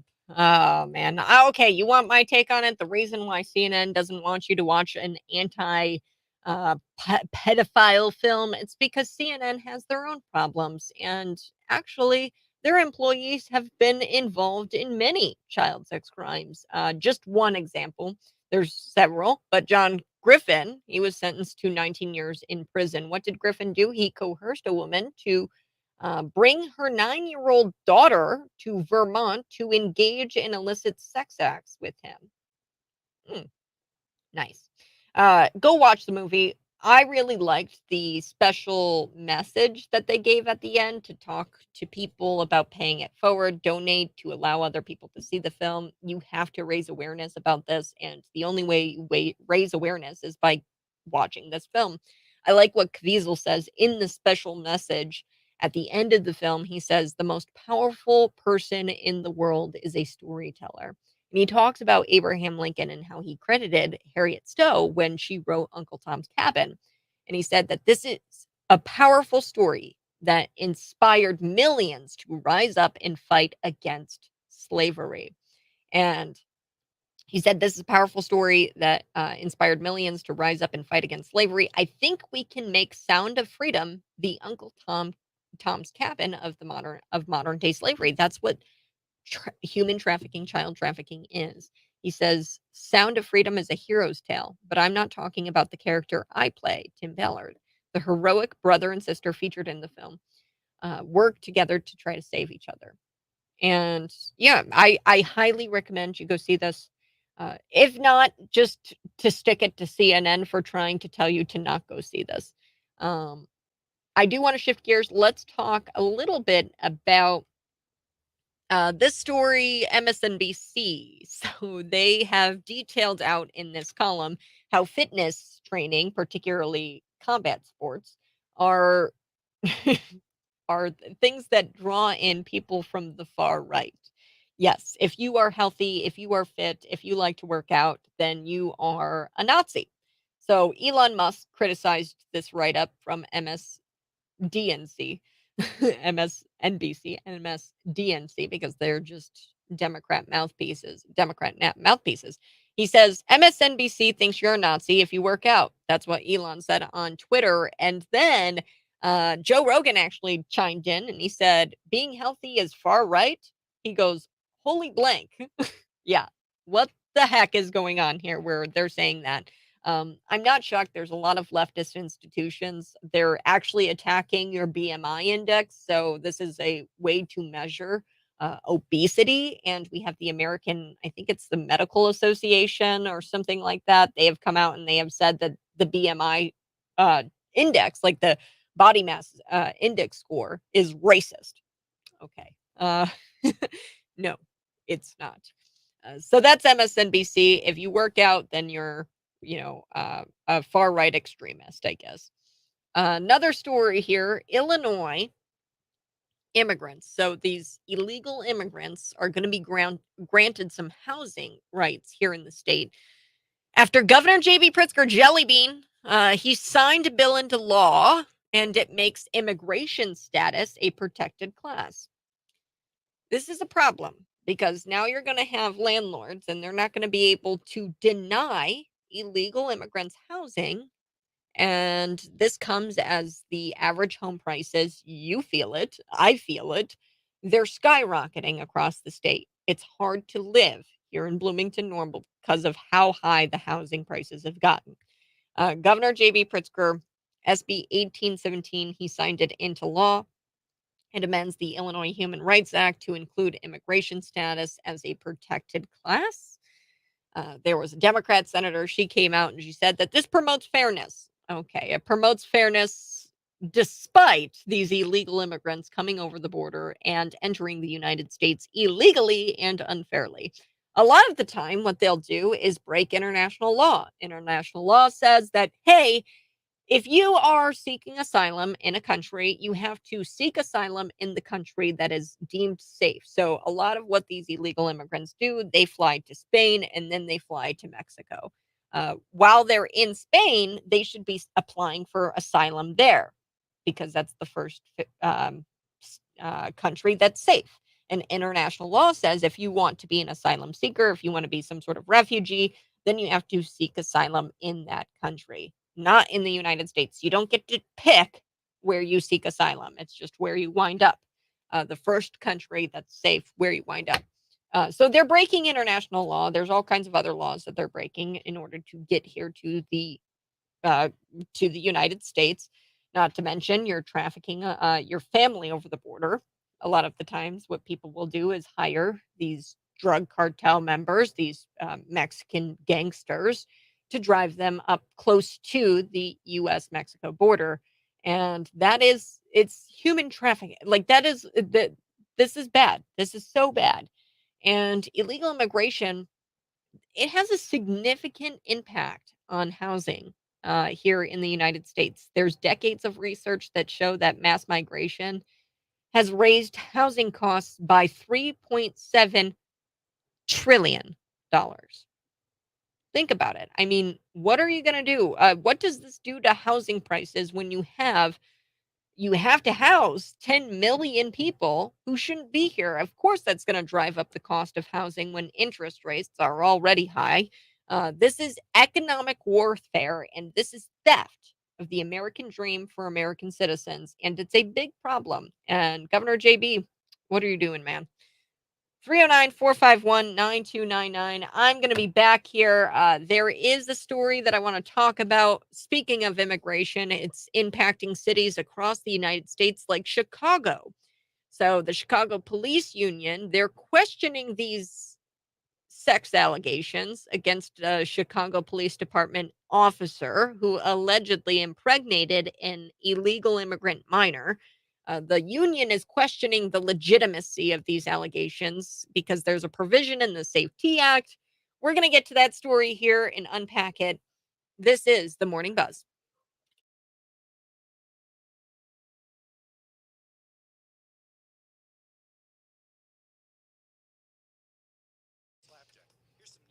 Hey, if you are watching, go ahead, smash that like button and subscribe to the channel. We are going to be talking about the Chicago Police Union.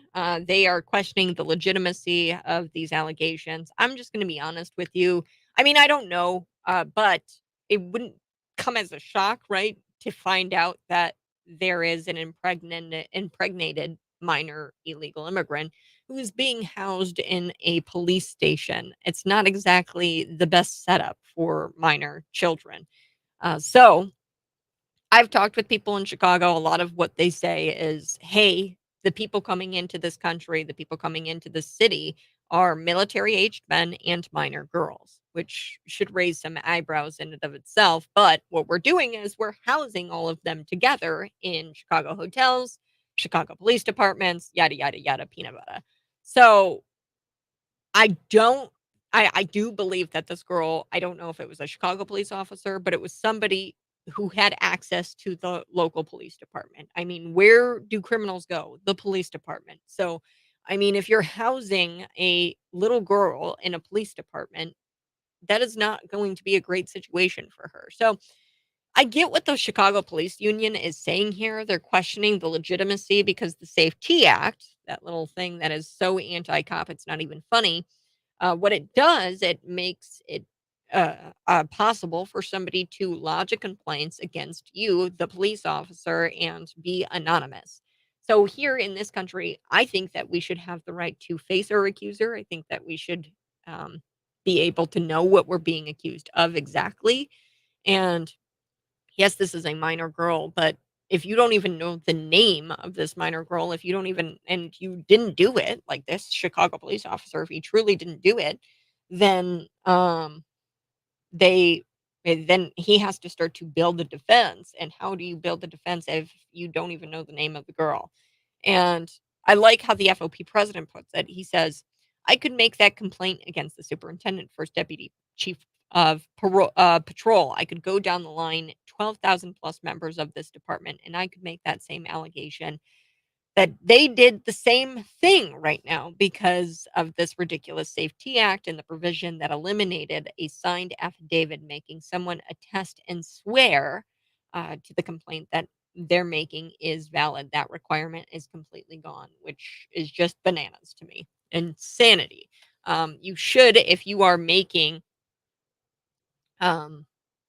making an allegation against somebody, then you need to sign an affidavit swearing that that is true. And you have the right to face your accuser in this country. I don't doubt that something happened to this little girl, considering the circumstances. But I think it's interesting that instead of addressing the problem and making sure that this never happens again, where we stop housing illegal immigrants in local police departments and hotels and we send them back to the country they belong, um, instead of addressing the problem, we're going to blame police officers entirely and say that they're a bunch of rapists. And it's like, I mean, yes, probably there are a lot of bad apples at this point in the Chicago Police Department. I don't know anybody who would be willing to stay a remain a Chicago police officer because of how bad these Democrat controlled cities run. A lot of the good officers have left.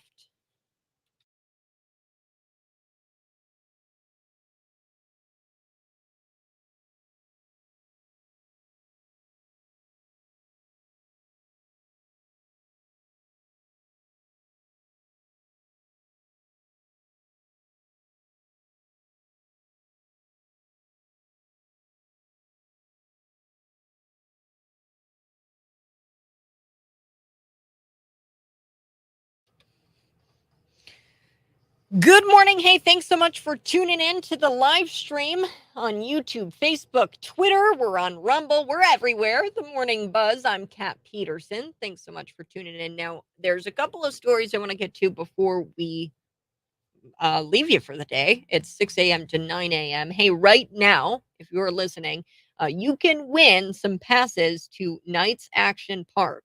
So, Cities 92.9, we are teaming up with Knights Action Park to cool you down with some free passes. I love the mini golf. I love the driving range. They also have batting cages, really cool. Enjoy a day at Splash Kingdom. It's Knights Action Park. If you text me right now at 309-451-9299, text the word summer, SUMMER. If you text that word in right now, you're going to be in the running to win a pair of day passes to Knights Action Park. Passes are valid through August 20th, then the weekend of August 26th through the 27th, and Labor Day weekend, which is September 2nd and the 4th. It's another great giveaway with free passes for you from us, your family at Cities 92.9. Now, this story about the Chicago Police Union, they're questioning really the legitimacy surrounding this migrant sexual misconduct misconduct allegation, and I get why they're doing it. Because there's an element to the Safety Act that is problematic where you anonymously can submit a complaint against the police and not have to put your name out there in any kind of way or sign an affidavit making someone attest to swear by that complaint and that complaint is valid. So that requirement is gone. And the FOP has an issue with the Safety Act because you can make an allegation against anybody. 12,000 plus members of this department. I could make that same allegation that they did the same thing right now because of the ridiculous Safety Act and the provision that eliminates the signed affidavit making someone attest and swear by their complaint that that is valid. Now, I do think that a migrant girl went through something. I don't know who did it, but it's problematic that we have minor children being housed in a police department. Where do criminals go? They go to the Chicago Police Department. I've talked with people in Chicago who live there, who report there. They say that a lot of these immigrants are either one, military-aged men, or two, minor children, young girls. So that should raise some eyebrows as well. Governor J.B. Pritzker, he says that it's a terrible thing, and I hope that there's a full investigation. JB, how about this? Let's try this on for size. How about we stop housing illegal immigrants in police departments and in hotels in Chicago, and we send them back to the country they came from? Okay, we cannot house them in government buildings. We can't house them on the taxpayer dime. That's not fair. It's not right. And it's unsafe. Clearly, something is going on. So, minor girl, she's alleging that she was impregnated by a Chicago police officer. Now, Johnson, he says that his administration remains intensely focused on the deeply troubling allegations of sexual misconduct by the Chicago Police Department officer against a minor new arrival. That's what they're calling her. She's an illegal immigrant. She shouldn't be here. So Johnson's office, they say that there's going to be an investigation. Like I said, I see where the Chicago Police Union is coming from, questioning the legitimacy of these sexual allegations. You have the right, you should have the right in this country anyway, to face your accuser and to know who's accusing you of what. But not in Illinois because of the Safety Act. So I get what they're saying. However, I won't go as far as to say nothing happened. Like, she's 16 years old and she was impregnated and she was living in a police department, probably with multiple other illegal immigrants as well. So there's that story. Before we go, I do want to tell you, you have to check out cities929.com. So that way you can stay up to date on all of the podcasts. If you are watching on the live stream, please share this out with your normie friends. It's super helpful. We covered so much today. So much today. It was a packed show. We're going to have another great show tomorrow, 6 a.m. to 9 a.m. Glenn Beck. Then we've got Dan Bongino, Sean Hannity, Mark Levin. It's an intense lineup today, folks. So you're going to want to stay tuned to Cities 92.9. Tell your friends about us. We'll be back tomorrow morning, bright and early, 6 a.m.